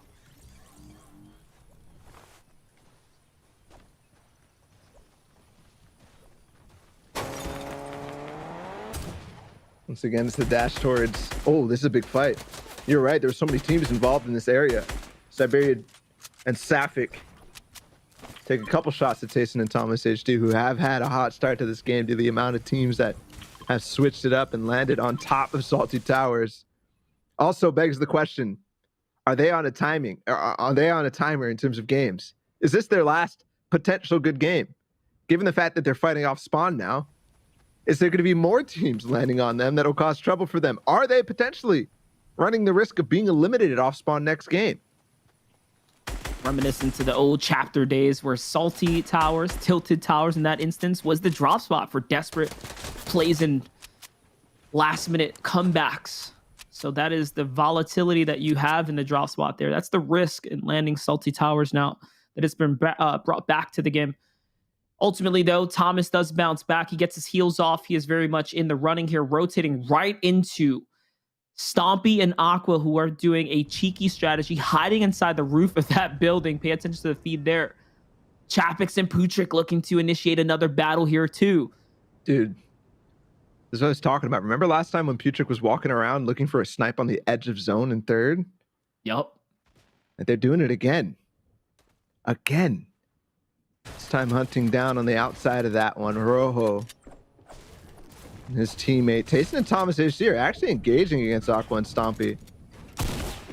But this is a very difficult building to actually push into, given the fact that you can just kind of control so much space in the center. They'll continue forward, and it does continue even farther west, all the way to the coast almost, this third zone. You have to think what's going on in their minds is, hey, these guys are playing scared or, using cheap tactics. Maybe we can just win this fight, but hold up.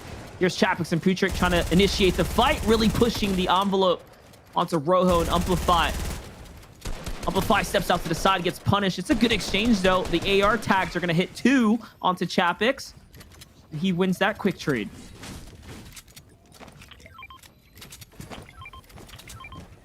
Amplify, such a great fighter. But Putrick and Chapix are some of the best in the business.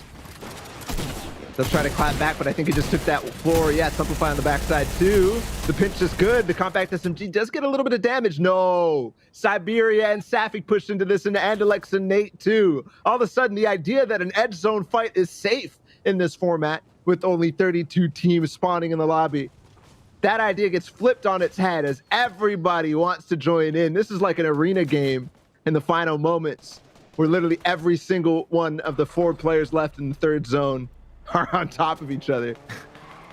You look at the storm line too, like no one's in the safety, not just yet. They're all out here. They're all looking to jump into this fight here to see if they can steal away some placement or some elim points. But the fight goes on. Poochrik and Chapix don't disengage, and Poochrik gets punished big time. Chapix now has to scramble to his teammate here. And no, Amplify fully commits with Rojo. They jump in. Chapix has to run back.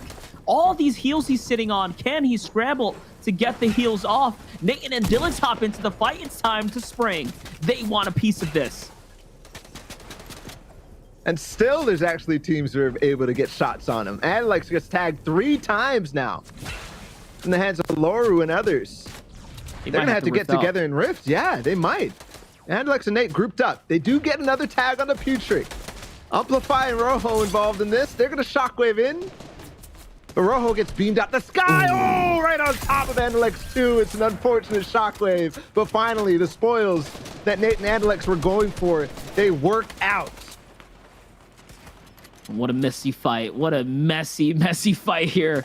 Poochrik and Chapix do manage to survive, though, all that and walk away with 0 eliminations. AR pressure will be enough to take them out the game. They don't have mass to sustain any kind of pressure here. Amplify caught in the pinch here, and this is a fight that they need to take. They have to force this engagement. They can't allow Amplify to get away. He's got all the refreshers that they need, and there it is. He's inside the storm. It should be enough here, but no. Enough shots come back. They lose the opportunity. Safik steals it away. Oh, no. Now they need the mats. It's over for them. Yeah, they're pinched between Andalex and Crew 2. Yep, Safik and Andalex, they trade the elims on that one. 2 different duos who tried to engage on that fight. And then Thomas HD picks up one as well. Aqua and Stompy will go forward for position once again. So, where does that leave us? Okay, Thomas HD and Tayson still up in this one. We haven't seen Refsguard and Scram. Putrid and Chapix, who had a very, very good game, clearly playing for that pop-off once again. W King over and over. Safik and Siberia, they get 3 elims, I believe, from all of that. So they should push up actually to 7th place right now. An opportunity for them really to overtake. But while there was a lot of impactful teams involved in that fight, Nate and Andalex, Putrid and Chapix, Safik and Siberia, the ones that really matter were not there. Frey and Hycris were on the south side. Where is Refsguard and Scram? Oh, another one. What? Again, this is textbook now. We can just expect this. Stompy and Aqua have such a good position that they take a fight and Aqua goes down. Stompy has to try to clutch, and he's only converted on that once now. Yeah, it just hasn't been successful for them. And to touch on the point, Tayson and Thomas, that brings them up to 6 eliminations this game. They're only 2 more elims away from breaking neck and neck with Frey and High Chris. It is a battle and a race for first place maintaining right now.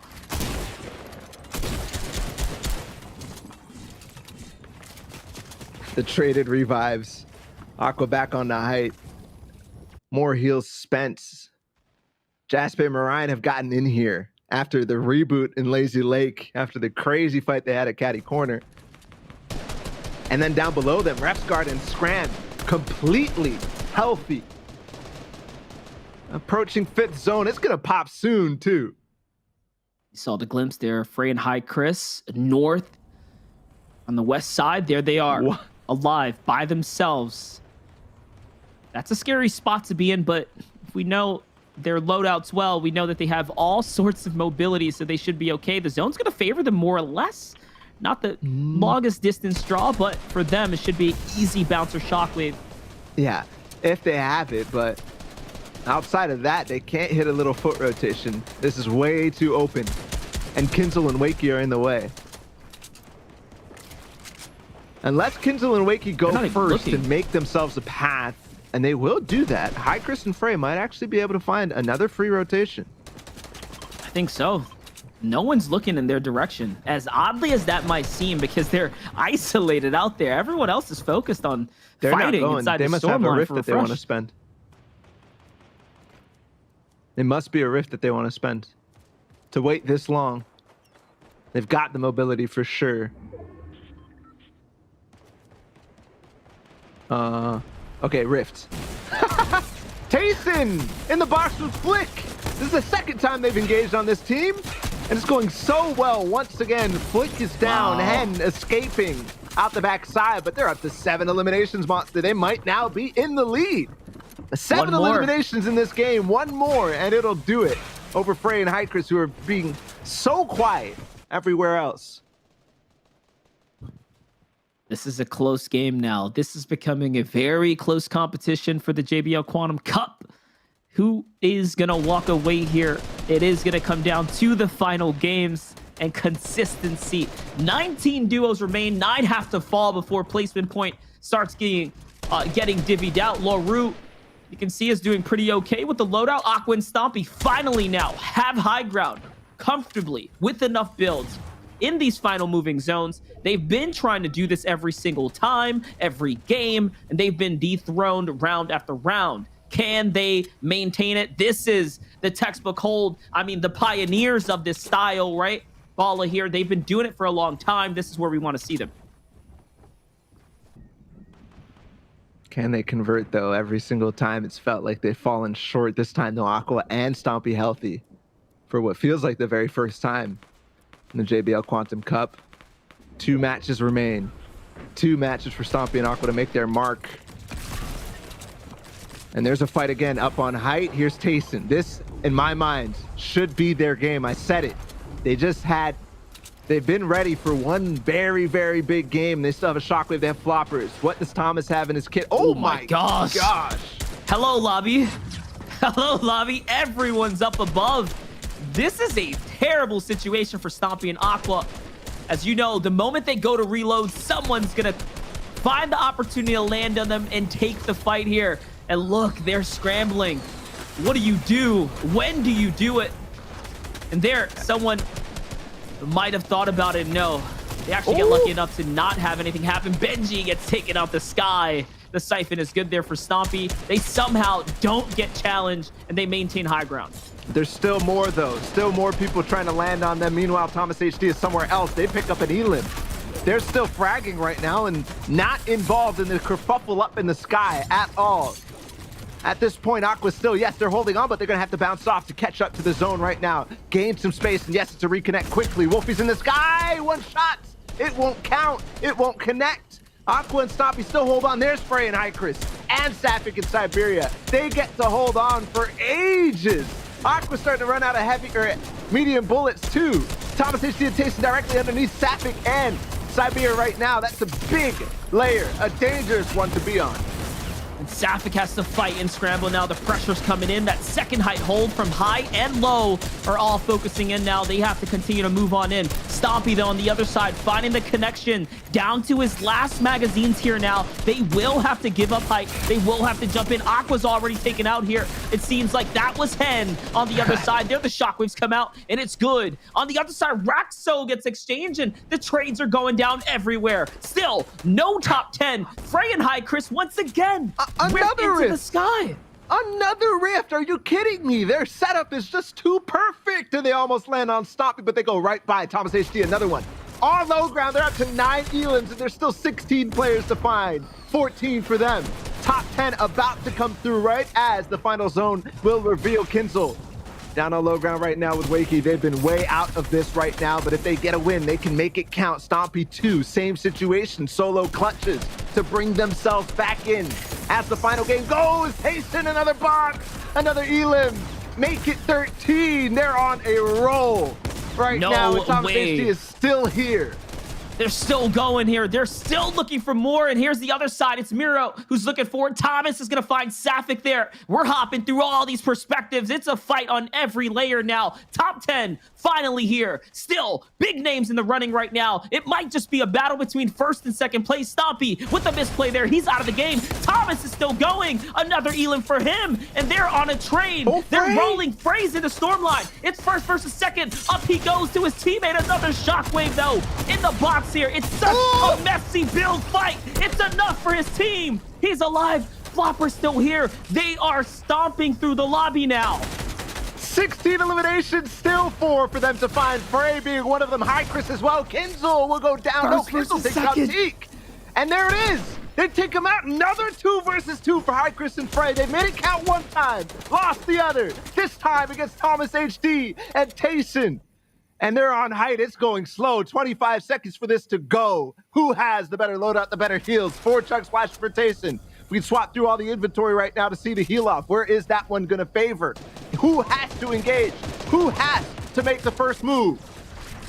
They can wait it out. They have 4 chug splashes. No need to make the first draw here. They're already in first place as well with the Elim lead here. This win will literally solidify it all. And yes, it should be. It should be a walk to the final moments.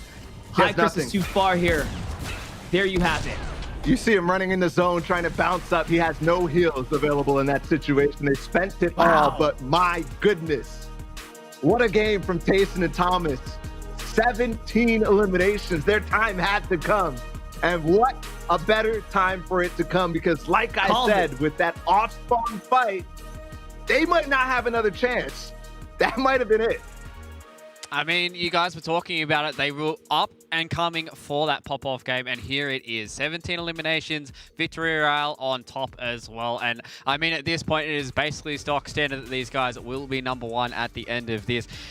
It's just amazing to watch the change going between map 1 to 4 between Tayson and Thomas. We saw that they weren't really, they were getting these placement points, but they were getting a lot of frags as well. And now you see towards the end here, when they do get that Victory Royale, it is their most eliminations they've had in a game so far. And now they are really securing themselves as the front runner going into match number 5. I'm lost for words right now. Match number 5, the final one. And I cannot believe the distance that I think Thomas HD and Tayson just put between them and everybody else. Not only converting on the win, but the elims that we said at the beginning, they will make the difference. They might not be the most impactful if you're not getting too much, but that was more than I ever expected coming into this tournament. It's just a huge game all around. We saw them on a steamroll, and then coming into those final moments with all this action here. This is really the pivotal moment where it put them, bar for bar with High Chris and Frey there. That right there was the 7th and 8th elimination. And then here, it was literally a race for who was going to be better. And they outperformed in every regard. The Victory Royale and the elims to go with it. I mean, that was a running highlight for them. Yeah, and we've seen across a few more of these duos where they are really trying to play for those placement points, but it just seems like Tayson and Thomas are like, nah, it doesn't matter, we're going to go where we want to go, and if we have to fight through all these duos, we will get it done. And it just seems like every single fight these guys take, they come out on top, no matter what it is, no matter who it is, no matter where it is. These guys are getting these eliminations, and now they're placing extremely high as well. So, I mean, it's just going to be such a big gap for these other teams to try and close up into match number 5, but as we've seen, a lot of these matches already, a big pop-off game, a lot of eliminations, high placement points can rock you up those standings. And it might not even be that necessary to have a huge pop-off game for Frey and High Chris. I mean, that was their second place. They've already gotten to first place. Each of these games, they've only had 3 or 4 eliminations. And with all of that, another second place, don't forget for them, they still got 70 points in that game. Like, they are still going to push up. And while it might not be the same as Thomas HD and Tayson, they're probably still within 40 or 50. So again, Thomas HD and Tayson, they have to convert on this game to really stand a chance, even still, against High Chris and Frey, who are once again probably going to get another really decent game the way that they're playing and the zones are going today. Let's be realistic as well. That play style is not sustainable by any means. They literally W-keyed battle after battle to close the gap, one of which we don't see successful very often for as long as they were able to maintain it. And that's the biggest game we've seen of the day by far. Just look at the distance between first and second. Even Frey and High Chris, they didn't even come second in regards to points. Because of those extra eliminations that came in from Kenzel and Wakey, they're a little bit higher up in the total points. But just look at Tayson and Thomas HG sitting at the top, 158 points. They were sitting in 3rd slot coming into match number 4, and now they've just absolutely blown everybody else out of the water. Unbelievable. That is ridiculous what they just pulled off. The crazy part too, though, is Safi gets up here also got 7 limbs. Like, there was some crazy game performances from a lot of different teams. Kenzel and Wakey finally show up, but is it enough to actually gain top 5 for them? I think first is probably out of the question now, given what we just saw from Tayson and Thomas. But again, yeah, Frey and Hiker still got 80 points that game. That means that this gap is not that significant in the grand scheme of everything.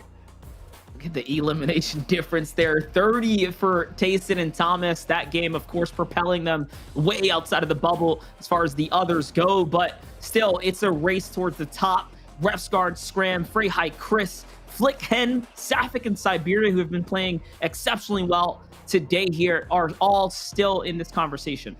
Yeah, it really does feel like this top 5 is still very viable for a lot of these teams. You know, maybe in that 5th slot, you know, Chapix and Putrick might not be able to get towards that 1st, 2nd slot, but all the way between 1 through 4, you can really see this fight going into match number 5. And as we start to go through the lower end of the standings here, we can still see a few of those teams are sitting on those donuts so far, unfortunately for the boys at the bottom. They have not gotten any points so far, so maybe match number 5 is the spot for them to pop off, because who knows? If they do have another big match like we just saw from Thomas and Tayson, they can rocket themselves up into that 5th slot where the money is. But, I mean, these standings, there's still anybody's game all the way up until, you know, around about that 5th, 6th slot, right?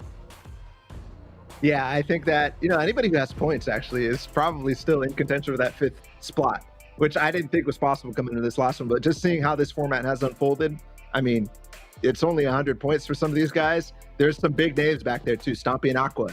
They have tried so hard. Something is not quite clicking, unfortunately, for Aqua today, but it could in this final game. Mongrel and Mitro are there in that moment, and they could do literally exactly what Thomas HD and Tayson just did. So it's still possible for those guys to get in the money at the end of the day, but that race for first is still very, very tight between the top 5. Yeah, I think the narrative is laid out for us. Where's High, Chris, and Frey going to end up in this last game? Thomas and Tayson. Obviously, that's the battle for first. Everyone else before that, to maintain your from 3rd to 5th place, to maintain, you're going to need a good game. It's not free by any means. And down to like top 20, like you said, one massive swing of a game, anywhere from 100 to 130 points or so, is going to grant thousands of dollars, literally, to whoever can do that now. Yeah, it seems like there still is a race for the 1st slot here at the JBL Quantum Cup. And there still is a race for you guys to get yourselves some JBL gear as well. We've got our Twitch chat giveaway going on right now. Hashtag JBL Quantum to get your name into the draw for that. So make sure you guys are part of the participating countries here for the European region as well. Hashtag JBL Quantum to get your name into that in the Twitch chat. But match number 4 is in the books. We still do not have our champion just yet. This final match here for the JBL Quantum Fortnite European region is ready and raring to go. It's going to be break time for us here. Match number 5 just around the corner.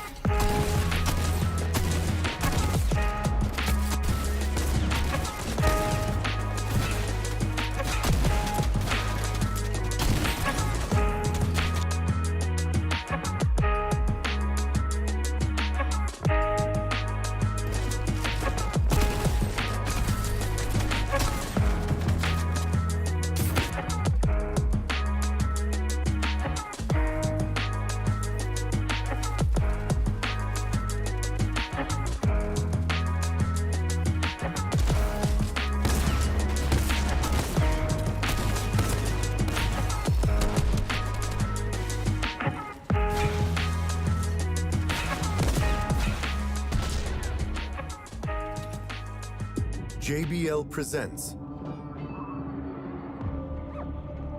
the sounds of victory.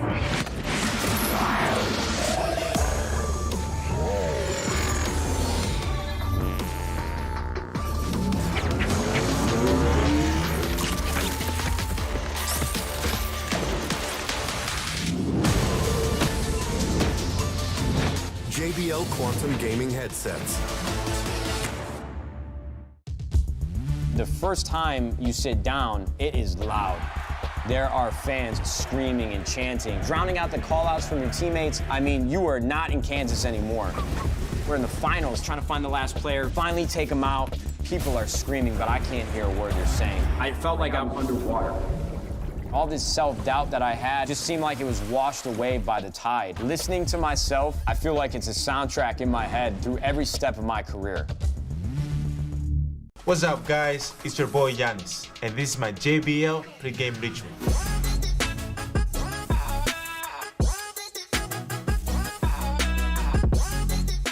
Catch Z's so you don't catch L's.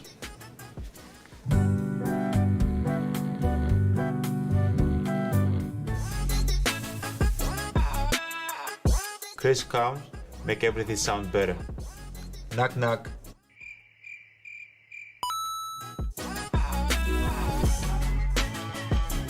Pre-game hype is key.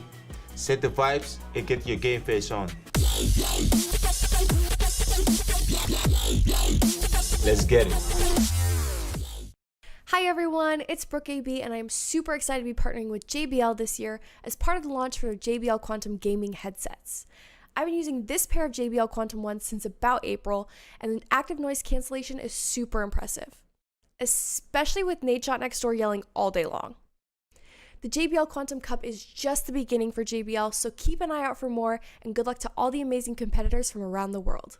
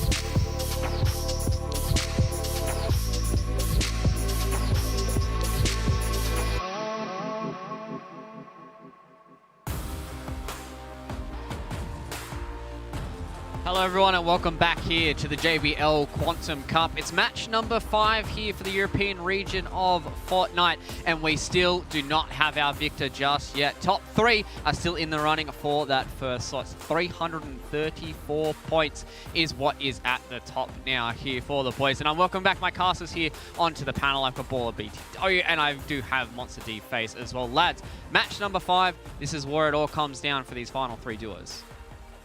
Yeah, I can't believe it comes down to the final match. Unbelievable stuff that we saw from basically 2 teams in a row. We saw Putrick and Chapix in game number 3 have an insane game. And then right after that, Thomas HTC and Tayson, they say, I saw what you did. I could do better. Let's go for 17 eliminations. My gosh.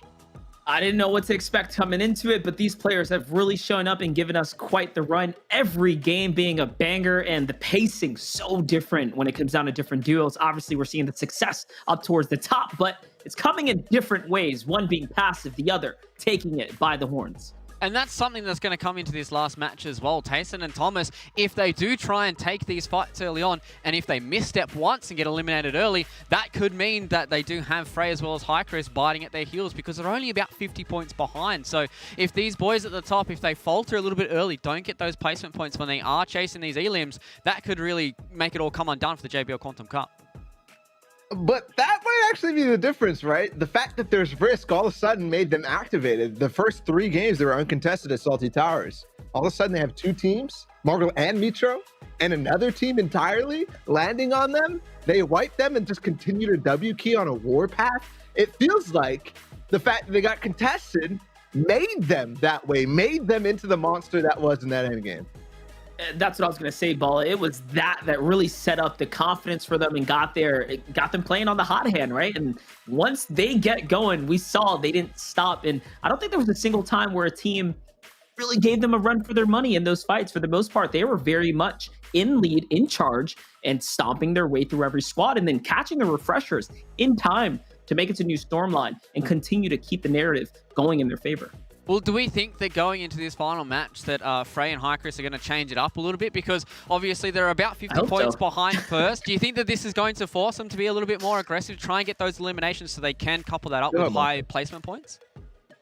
I mean, I hope so. Like I said in the last game, this is not a sustainable style by any means. So if they are contested and they win that draw spot, as they should, I think that's where you just vibe out. Like, walk your way to the W. There's a lot of money on the line here, and only top 5 get to take a piece of it. Regardless, they've a fair amount for themselves this time around, so they'll be okay. But hey, first place is what really matters. Yeah, so you're talking about Thomas and Tayson in terms of the unsustainable style. Yeah. On the flip side, though, Luke, you're asking about Frey and Hycris. That is the definition of a sustainable style. The way that they're playing, especially as for some reason, the Fortnite gods are in their favor. They're literally giving them the best zone for this strategy to work out every single time. One more time might be the key for them. One more time in comparison to the unsustainable style, that monster you're talking about, the way that they're playing for these aggressive elims, that they're taking risks that Hycris and Frey are not going for. If Thomas HD and Tayson fall, then Frey and Hycris almost certainly just win based on an average performance from them. Well, I was just going to say, don't forget, when they got 8th the last time, their elims was what was holding them back. It was only a 29-point game that far into the running. So we're going to need to see more, realistically, need to see more from Hycris and Frey, not just the top 10 performance. Exactly. Well, there's still one more duo that is kind of in the talks right now. We've got Resguard as well as Screm that are sitting in that 3rd slot. They do have to have a pretty large game in this final map, and they have to make sure that Tayson as well as Thomas don't get too many points out of this final map to get themselves in that 1st slot, but they still can try and sneak away a 2nd here if they do have another good map. But boys, ladies and gentlemen, boys and girls, match number 5 is ready to go. JBL Quantum Cup European region for Fortnite is about to wrap up, so I'm going to leave it with Baller and Monster for the final time today. One last game for the JBL Quantum Cup in EU, and man, have these games been absolutely fire. 3 fights that I want to pay attention to right away. Obviously, Salty Towers.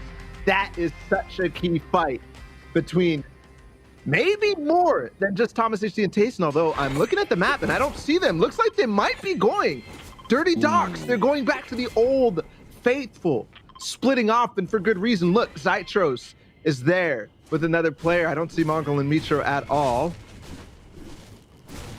Very, very interesting. They're going to mix it up. They're going to play outside of their champion drop spot just north of the Orchard Farms there, and they're being contested. I'm not sure if that's the play to make this time around because, again, they haven't quite gotten this drop spot down pack. Remember, at the start of this game, that was a contested drop by multiple teams too. So the team there bullied off, successfully defended off the farm in this instance. That's going to be close. Like, it's going to be very close for them. Yeah, that's so important to watch. Thomas HD's already landed down. He's farming up. He has a great loadout already, a big pot, and even a blue tack. Perfect for him. The funny part is they could have gone Dirty Docks. Yep. Literally uncontested. Rajek and Ava are there. Okay, looking at elsewhere. Rascard and Scram uncontested. Simi Stacks has been that way every time.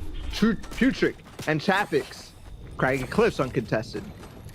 That has not been the case. Siberia Jake and Sapphic at Colossal Coliseum, not been the case.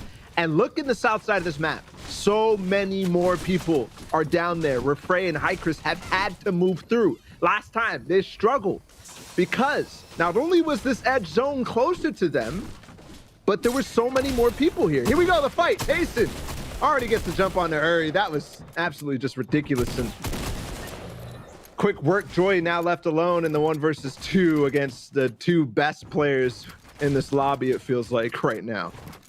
Yeah, it was a smart play too. They used the shockwave to expose him outwards while Tayson was waiting for the wall to be exposed. He's not going to go anywhere though. Another 8-point swing for them. And again, their lead, their hold on the lobby becomes more and more evident that it could be their game to walk away with now. And like you mentioned, for Frey and High Chris, it's only gotten harder for them, but it is another Western draw. It is another rotate that they can take their time with this time around and swing late into this round here. The fight at Sweaty Sands continues, but this time is between a different team. I cannot believe that I'm seeing Arluca and Jams be the ones who come out after switching their drop on Vandalex and Nate, who engaged them twice in a row. Vandalex and Nate nowhere to be found in the lobby at all. Janice and Wolfies move in from Coral Castle instead. Here it is. They have a nice little pinch here, but those metal walls are going to give Jonas enough information now to know where Jams and Luca are. Jams and Luca have not had a very fun day today. They've been fought off of every drop spot, losing most of those engagements, but still commend them for rocking it out and trying their best to perform today.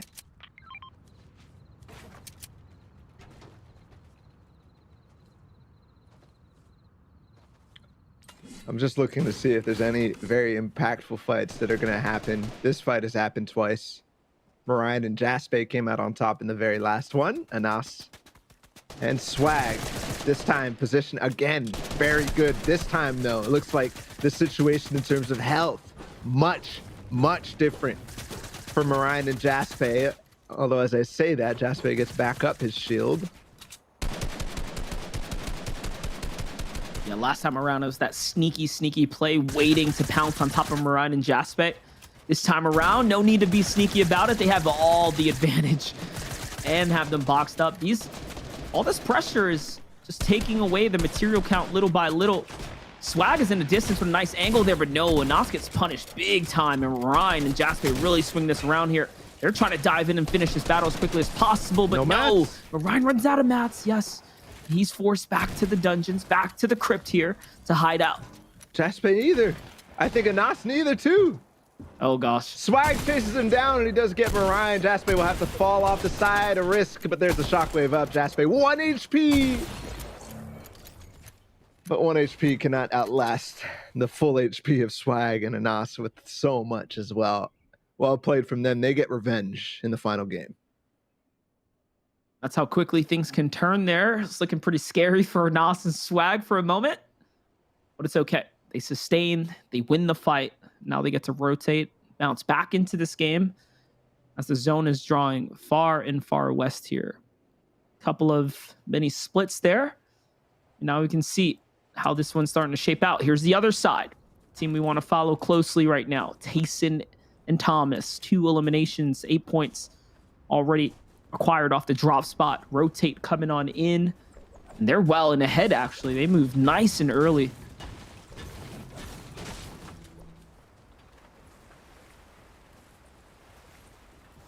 Using the river now to go ahead and rotate in. Let's see here. Bala, this fight is still... They're still giving Jams and Luca a hard time right now. They really are.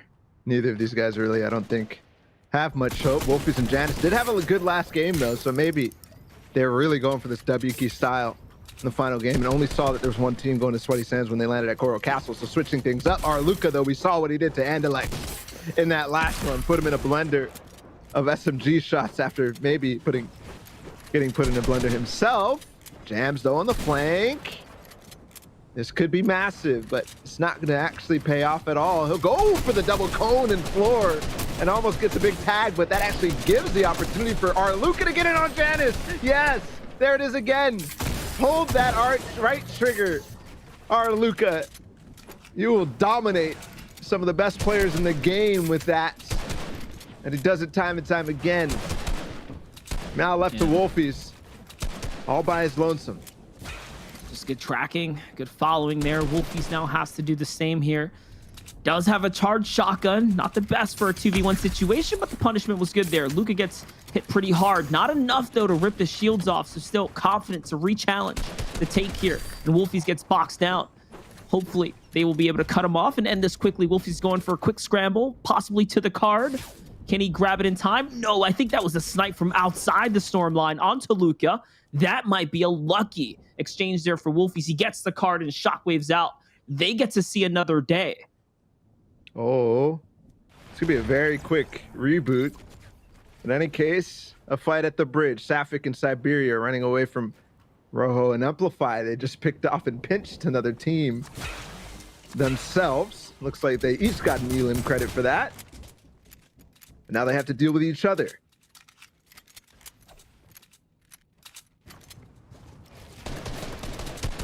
Wolfies doesn't have enough time to get that boot off. Ooh, 111 to the body here onto Jams, and the AR connection for Luca pauses him dead in his tracks as well. Wait a second, though. Minis were good there.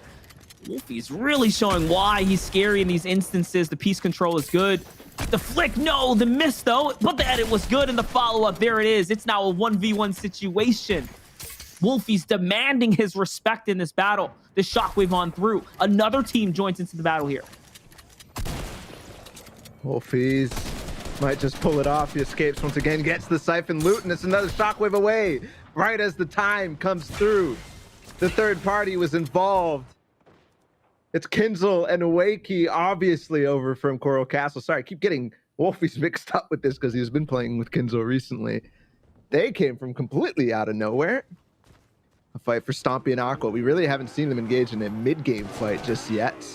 And it's against Seti and Teak, but they're going for the quick escape. Whiplash out through Slurpy Swamps. They're out of here. Good disengage here. Not a team you want to fight. Stompy and Aqua are pretty angry at their performances so far. And they're looking to see if they can have a pop-off performance here. Desperate to do so for that top 5 finish. On with it, though. Teak rotates out. Little temperature check on the loadout. Really nice.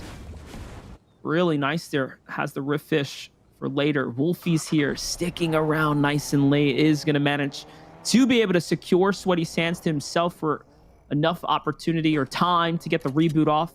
He's being doubly sure here to delay the reboot. And yes, he will be able to get back his teammate. Seti and Teak from the divot there back at the bridge. All of a sudden, they whip on up to the smokestack of Slurpy Swamp. Great position now, and they're going to be able to refarm pretty much everything. Taking a look at the map, Hikers and Frey. They're the yellow arrows down the bottom left. So already in zone for them. Thomas HD and Tayson around Holly Hedges. A fight actually breaking out not too far from where we just were. It's Stompy and Aqua again. They're just chasing, and again, they have to. We talked about the teams with the possibility of doing it.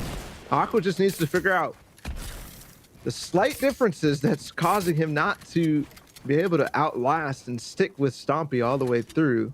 This time, though, they get some space down below. That's right. They're tied up for 17th place here. One pop-off can throw you right back into this game.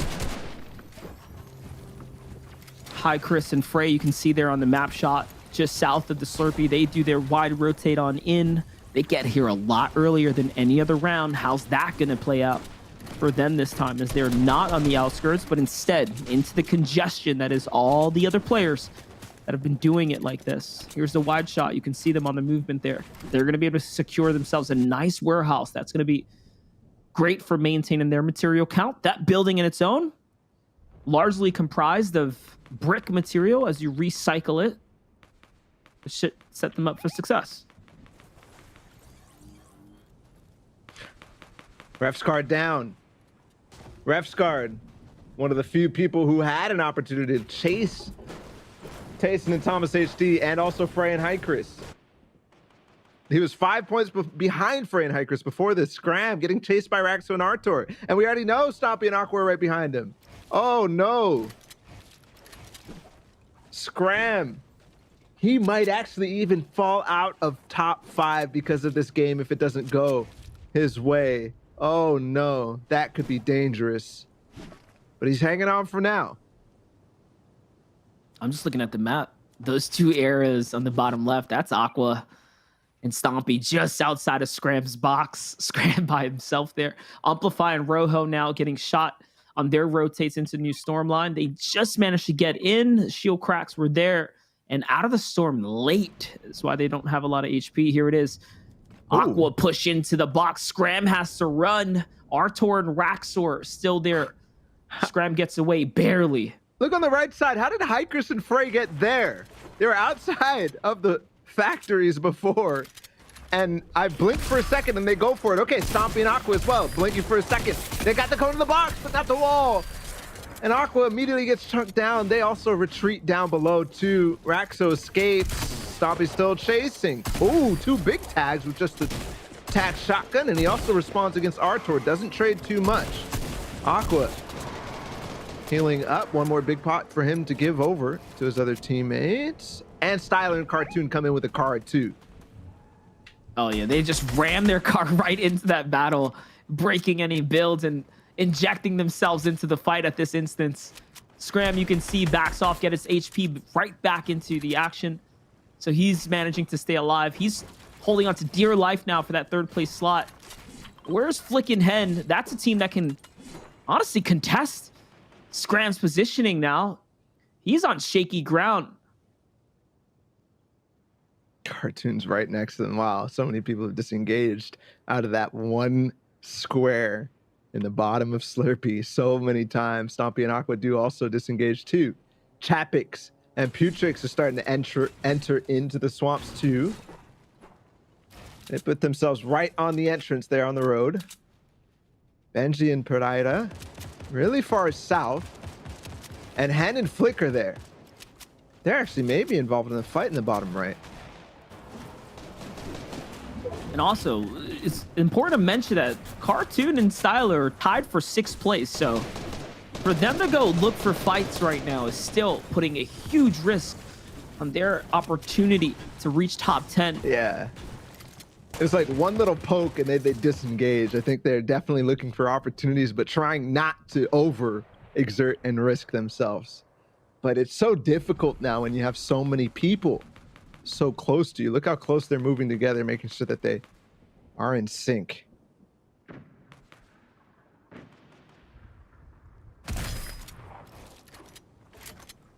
Seti and Teak here maintaining the smokestack. Push off Satros.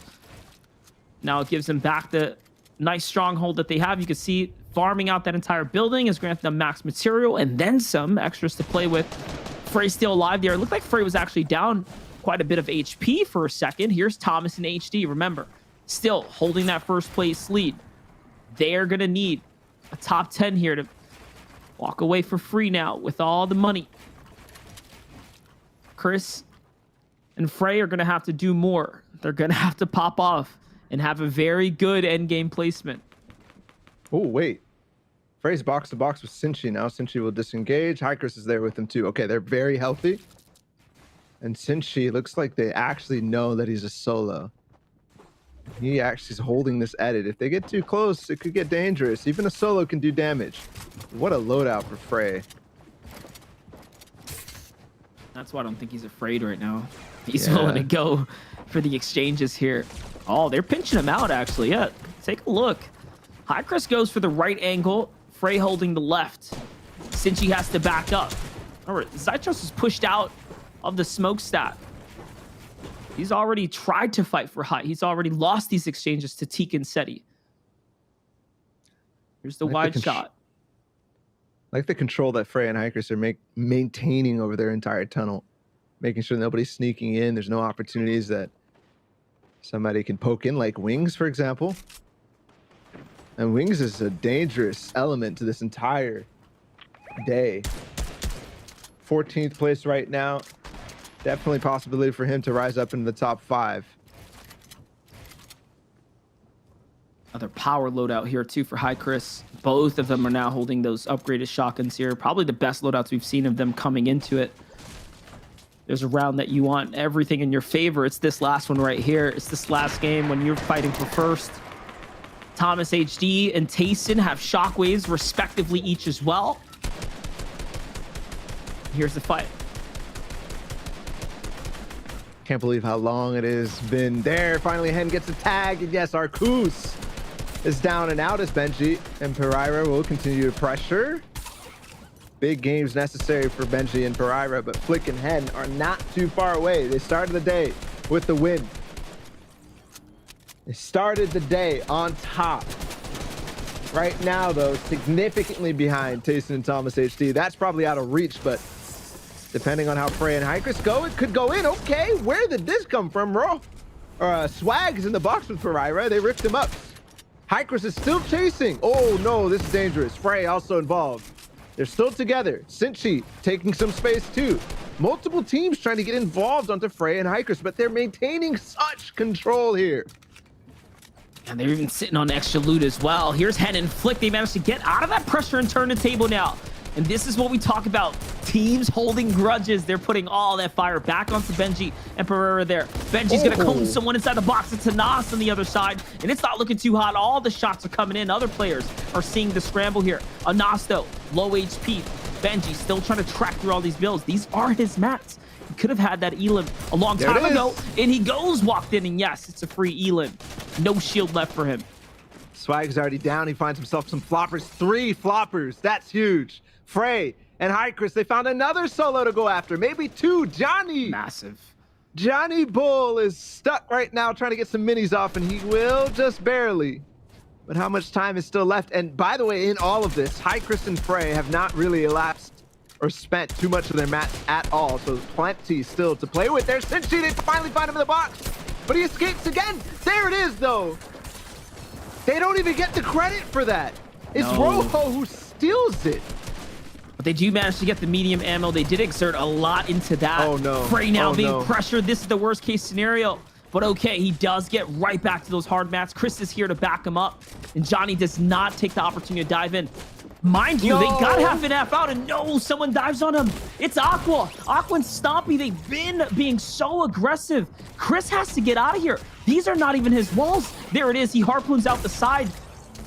So quick. All of a sudden now, they're down. Chris finds Stompy. What a play there. And the follow-up. He's still in it. Rift comes out.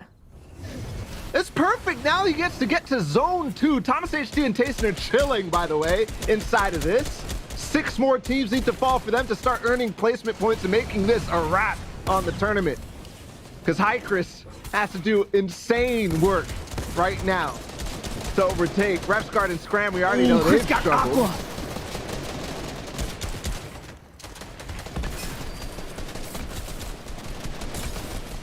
Oh, and Queasy's down too. Looked like he might have. Oh, wait, it's Scram. Wait, where did that come from? I thought he was down and out. Since all the time he's been chased as a solo, Scram, not too far away from Frey and Hikers. Now, both of those guys left alone to clutch up and maybe stick it to each other. But I think Thomas HD and Tayson are looking at the Elim feed and being so happy right now. The crazy part is that Chris took the challenge. He took the challenge onto Aqua, both of which were so healthy. They land on top of one another and go for the 50-50 exchange. Chris is getting so pressured out right now, though. Shots are coming in. Everyone realizes they have to rotate into Hen and Flick, who can still realistically fight their way up to that second place slot. Here's Trulex and Queasy, though. giving up high ground early to use the Rift to go. And of course, since no one else is situated up above, they can use this. 15 duos remain in here. Remember, top 10 is the cutoff mark. Chris can still battle his way up this here. Thomas HD and Tayson, though, they're doing exactly what they need to do. Literally chill. No need to get involved anywhere. This is a ride to first place. Unless Scram, High Chris, or Flickin' Hat start to absolutely pop off, they have nothing to fear. Kinzel will get one with Wakey. Shockwaves also. Now they might be able to take the game. They might be able to rise up into this 5th place spot where the money does start. Just look at the loadout. So good. Very strong. Thomas the same as well. Shockwaves and bouncers here. Enough to maintain. Enough to actually play for high ground. Tayson's going to safety pot here. He's going to heal all the way on up. Get as much HP as possible for this final zone, for these final battles. Reject, that's massive. That's terrible for Reject. A top 9 hold for him. He's now out of the game. It's up to Pexi there to clutch up and do something big. Still no placement points. So if Thomas HD and Tayson fall, it still could be a possibility here. They don't only have 3 elims. They're starting to get pressured. But they have a free layer, pretty much. High Chris right next to him. Amplify gets 1. We're looking at High Chris. We're looking at Scram. Scram's in zone, fighting against Flick. He's taking so many ticks. Oh, no. That's scary. High Chris healthy, though. High Chris found a 3rd elimination as well. Don't know where that came from, but he didn't get the refresh. Amplify gets punished big there. He needs this here. He knows it as well because he doesn't have a lot of material. There's Amplify on the layer. Harpoon's going to be good for the wall take. We'll see. Hen and Flick are fighting height now. And now Chris gets into the box and he catches Amplify. There's the loot that he needs. There's the points that he wants. Can he still battle his way up? Top 10 is now here, and Kinzel is still in this game. Thomas HD and his teammate Tayson are still here as well. That's terrible for High Chris. Unless Thomas HD and Tayson fall within the next 2 placements, this might be wraps. No matter what High Chris does, and he's getting focused, he's getting completely targeted by so many, not only Tayson and Thomas, but even more. Still nobody falling, though. We're in the last zone. They're behind him. There, High Chris has fallen. That's it. Thomas HD and Tayson are taking first right here, right now. Siberia Jake is in his way, but there's almost no chance right now. Is Scram still alive? I'm not sure. But already, Trulex and Queasy, already 4. They're fighting for height at 10. And Flick, can they actually take it?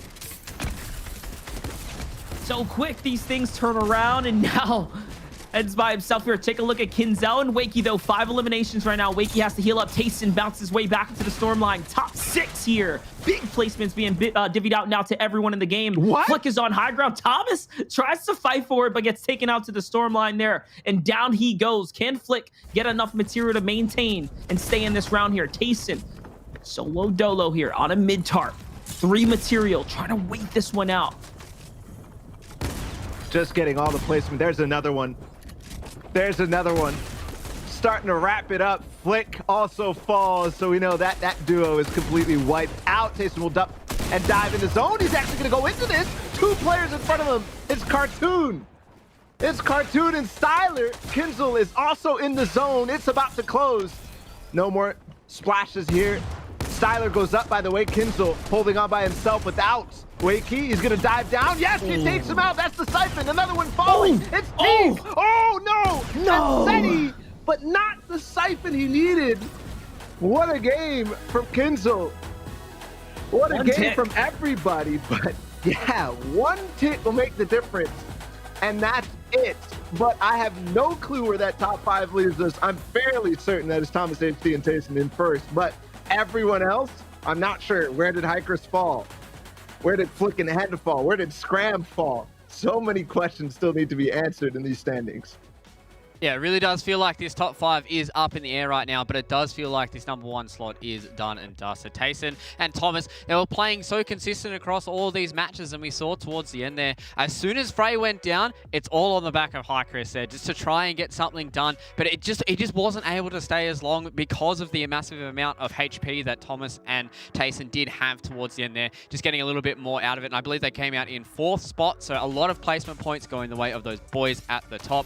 And now as we go and have a look at the replays from that match number 4. Once again, Tayson and Thomas HD playing Mr. Consistent across all 5 of these matches and putting a lot of points on the board. Yeah, and also you said that they needed to change something, and this is what they did. But they went for another fight, but that fight was so easy, so clean, and after that, they executed the plan perfectly. Yeah, man, you got to tip your hat to these teams that are able to consistently pull top 10s round after round, Frey and Hycris included.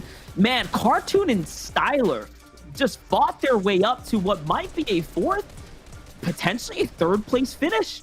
So Scrim's not safe, and that money really does pop up as we get to those upper placement spots. So it was very much a fight, tooth and nail, all the way through to the very end for our top 10 contestants. Look at that play. We didn't even get to see how it all unfolded. There it is. It was a harpoon bump. That was dirty. And the crazy part here is that he chased him down. He lands onto Aqua. Look, boom, the hunt into the box. Just filthy there. Yeah, and we saw, we talked about this a little bit with Frey and Hycris, the fact that they do use Slurpy Swamp quite a lot. But as soon as that zone started to fall on top of it, you see a lot more of those duos there, and now it starts pushing Frey and Hycris to that situation where maybe they have to start trying to fight a little bit more to get that, a little bit more contention through Slurpy Swamp. And unfortunately for them, they only got a few eliminations towards the end. Hycris, I believe, ended up on 4 there. So they did get a lot of points with those placement points as well, but it's not enough to chase down the big boys that were Thomas and Tayson at the top. There were so many important things happening at the same time. Very difficult to track. Like Hand and Flick taking height over whatever was up there. It was crazy. Queasy and even Chapix and Putrick were involved in that endgame too. But the final moment, Seti and Teak with Kinzel and also Wakey. That was such a fun endgame to close out on. But of course, still, Hycris, I got to give it to the man. He tried his absolute hardest. And at the very least, that will result in holding on to that second place spot. But man, even with all that effort, Thomas HD and Tase's last game was just too hard to overcome. It was a great game from them. And honestly, for Hycris too, he was hunting down eliminations too, as a solo, right? In those final moments, he realized what was at stake, what was on the line, and what he had to do. We asked for a big game from them, and that was the most pop off that we've seen as far as them trying to find fights and really force the effort and the battles, even in the mid game outside of Slurpy Swamp. So respect to them for playing for first. They didn't just roll over, and they weren't just happy with second. They actually tried to fight for first. Yeah, I think the biggest thing across a lot of these matches as well is showing that the difference in playstyles that all of these duos did come in with. We saw Frey and Hycris, they tried to go for that little bit more of the passive approach, trying to really play those zones, get towards those placement points. And then we see the boys of Tayson and Thomas, where they're just taking all these fights all the time and then still getting high placement points. So I think, me having my first interaction with the European Fortnite region, it just goes to show that these guys think about this game on a completely different level to everybody else, right? Yeah, that's maybe an understatement, maybe not. I'm not sure if NA East would agree with you. We'll have to see later on because they're coming up too. But in any case, their first iteration of this lighter lobby type thing was a blast. And I actually really, really enjoyed the top heavy placement format in this one. It made it so that every win, every second place, every third place really, really mattered. And when it all comes down to it, the eliminations still count, no matter how small that number is. Thomas HD and Tayson will win because of their 30-something eliminations. I love that you pointed that out, because this is the first time we've seen this play out for the EU region, and I think it was a success. I think it made it exciting. Almost felt like they kind of need it, right? Because they're always fighting anyways. You gotta give them some reason to make it to those final instances. And we saw how quickly the narrative can swing back and forth, but ultimately, Tayson in particular, his playstyle, I feel like he's really blossomed and found his confidence as a player. I mean, you look at his solo invitational and these old FNCS, he was passive to the bone. Something about him paired up with Thomas now and his confidence boost in the recent months has really allowed him to shine. Like, he's playing like a top tier competitor that he is on the highest calibers, and it's showing through the frags now.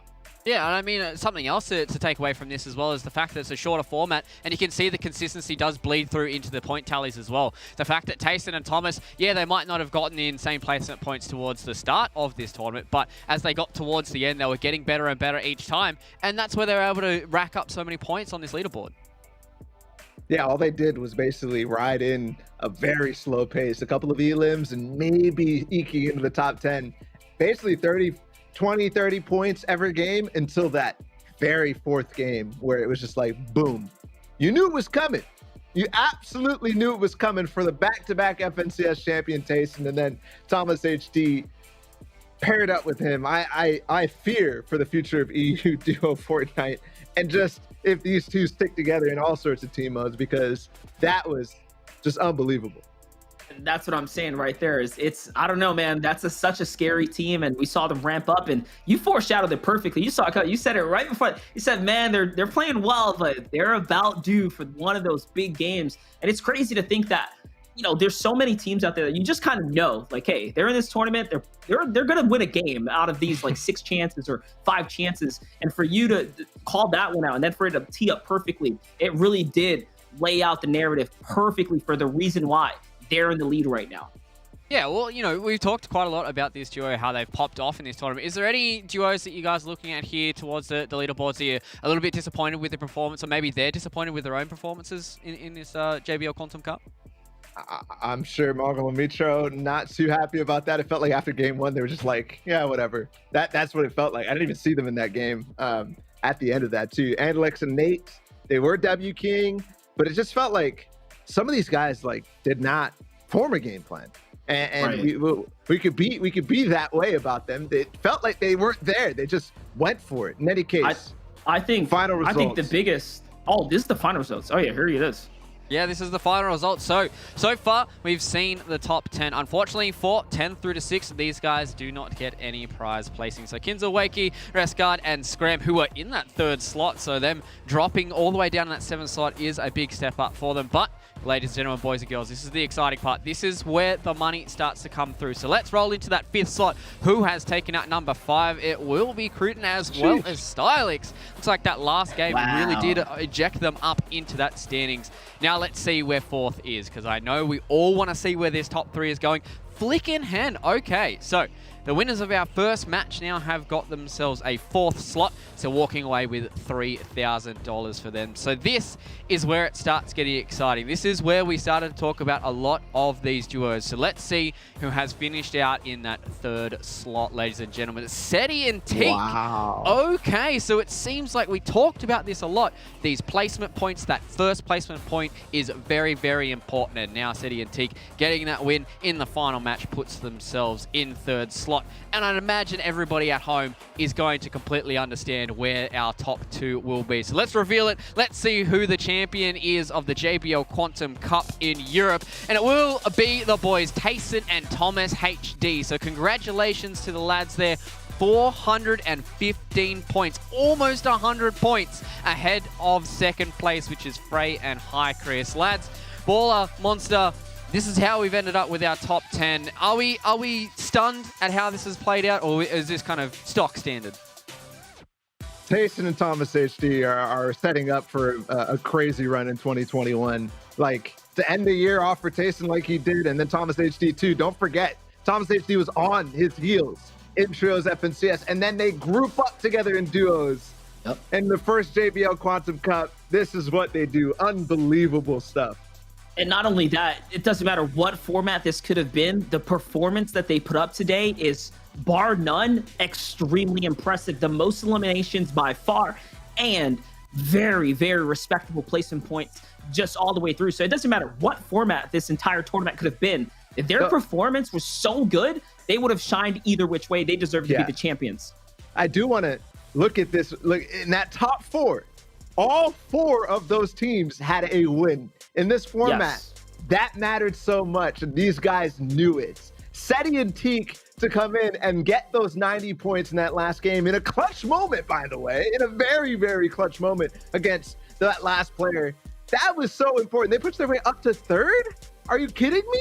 And so many of those teams that were in the top 5 end up falling. Scram got to be kicking themselves. Rescard, they were in Slurpy Swamps before that, but they fall just shy.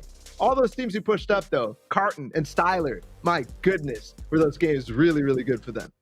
And we can see that this is what it comes back to with this top-heavy kind of placement points. It does mean that some of these last maps can really do a lot for you. So everyone at home, we are trying to get an interview with our champions right now. So let's go and break down our post-match results from that map number 5. As we said, Seti and Teak getting that final victory there. 106 points in that final map. Rockets themselves all the way up into the standings and gets themselves into the big money as well. Looking all through the rest here, once again, Tayson and Thomas HG very high up in the points for that final match. And also Flickin' Hen there, ranked 6 in this game, 58 points. Before that, they were in the top 5. That was one of the few outside of Hikers and Frey, and obviously Thomas HD at the top, who held on to their spot. So they've got to be happy about that. Of course, they had a good game to start off, and then they slowed down a little bit, but they come back in those last 2 and hold on to their 4th place spot. Yeah, the 3rd, 4th, and 5th slot was a battle. You saw that everyone had to perform to the very last instances. There was no free walk away here. Even with Flickin' Hen's 23 eliminations, though, the placement points you can see just a lot better on Seti and Teak and allows them to excel their way upwards. But even outside of that, it was a close competition. 216 for Kinzel and Wakey. Refs going to Scram 208. 190 for Sapphic and Siberia. Every one of which are in the top 10 had such good performances. And honestly, just great highlights to walk away with today.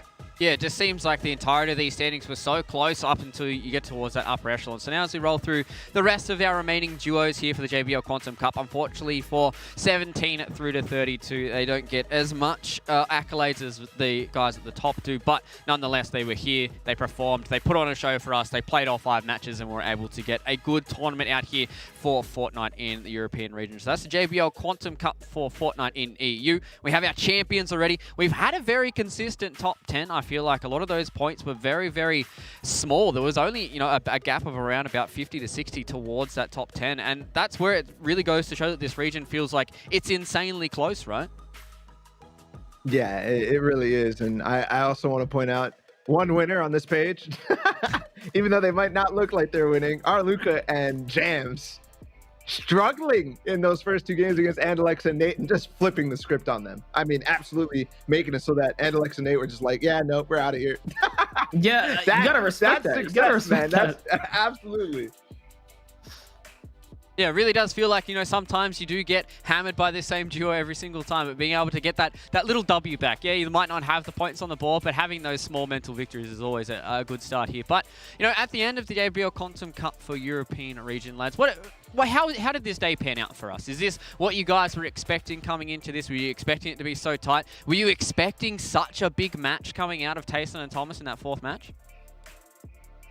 Not that big, man. Not that big. We didn't see any of that.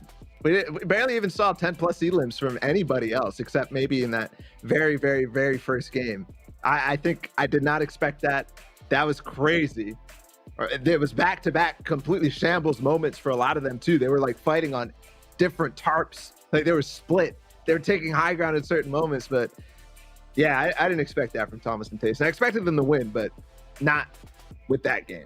Yeah, and from my take, you know, we've had a fair share of, you know, casting over these lighter lobbies, Ball and I, but we've never done it for the EU region. The EU just made they didn't make it feel like that, not at all. Game 1 and Game 2, the aggression in those early instances, in those early fights, they carried the action all the way, like we expected them to do. But man, it really, I think, just made for a better competition experience from my perspective, looking into these battles, to really be able to sit and watch these great teams collide with one another with very little to no outside influences to, you know, interact or affect their battles. So for the most part, I think we just watched just high tier Fortnite action unfold, and it was due to the way this whole format broke out. So I'm impressed.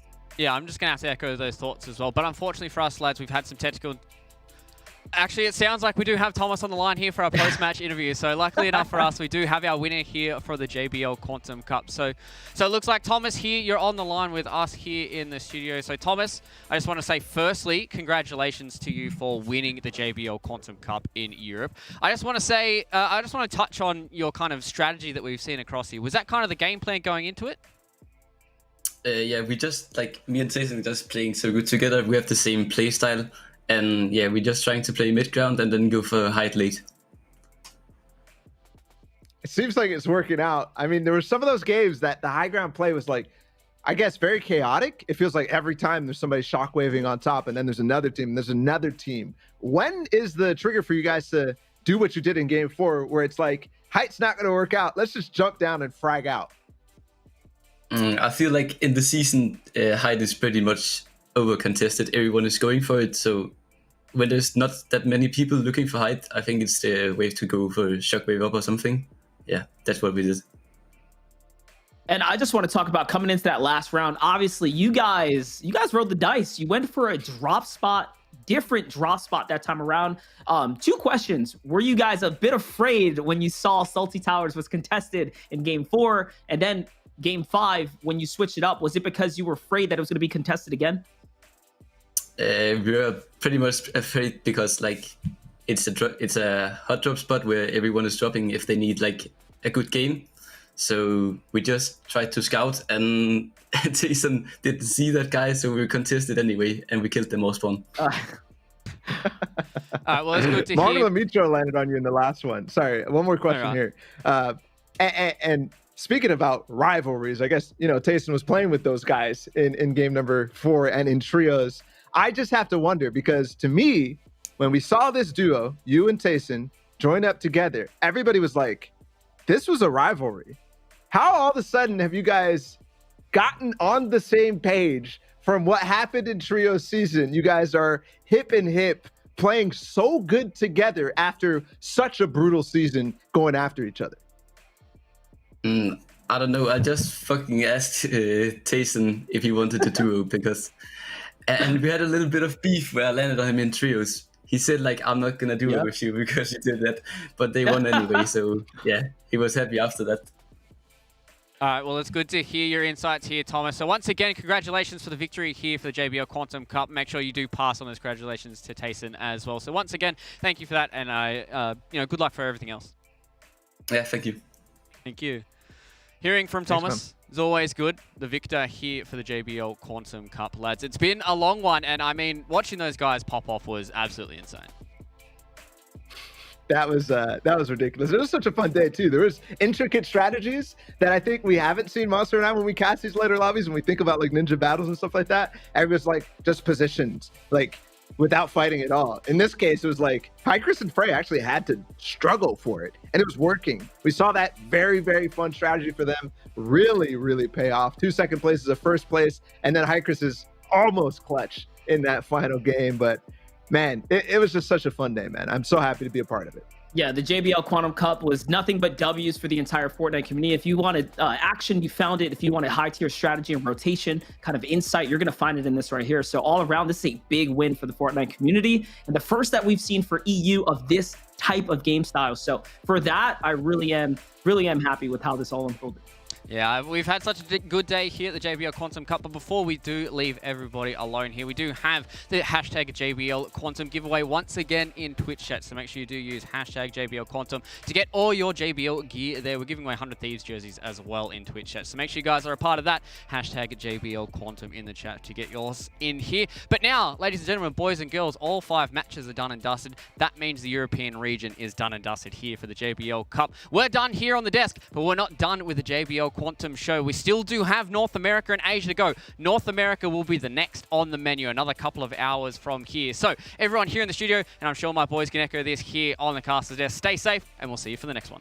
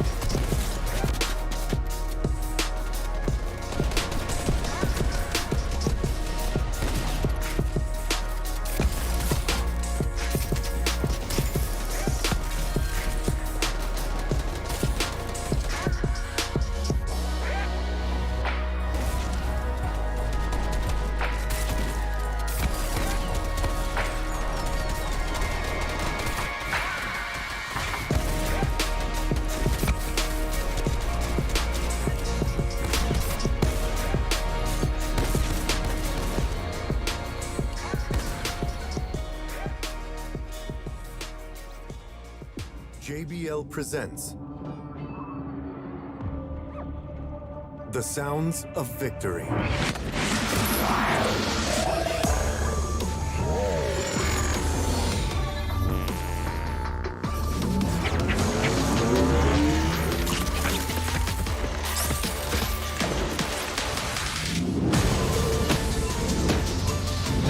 JBL Quantum Gaming headsets. The first time you sit down, it is loud. There are fans screaming and chanting, drowning out the call-outs from your teammates. I mean, you are not in Kansas anymore. We're in the finals, trying to find the last player, finally take them out. People are screaming, but I can't hear a word they're saying. I felt like I'm underwater. All this self-doubt that I had just seemed like it was washed away by the tide. Listening to myself, I feel like it's a soundtrack in my head through every step of my career. What's up, guys? It's your boy Yanis, and this is my JBL pregame ritual.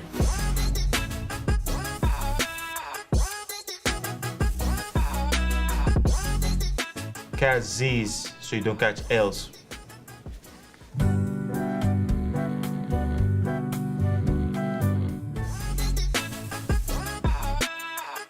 Chris count, make everything sound better. Knock knock.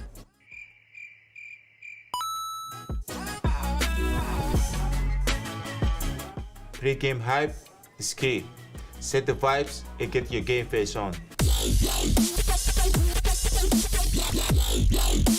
Let's get it. Hi everyone, it's Brooke AB and I'm super excited to be partnering with JBL this year as part of the launch for their JBL Quantum Gaming headsets.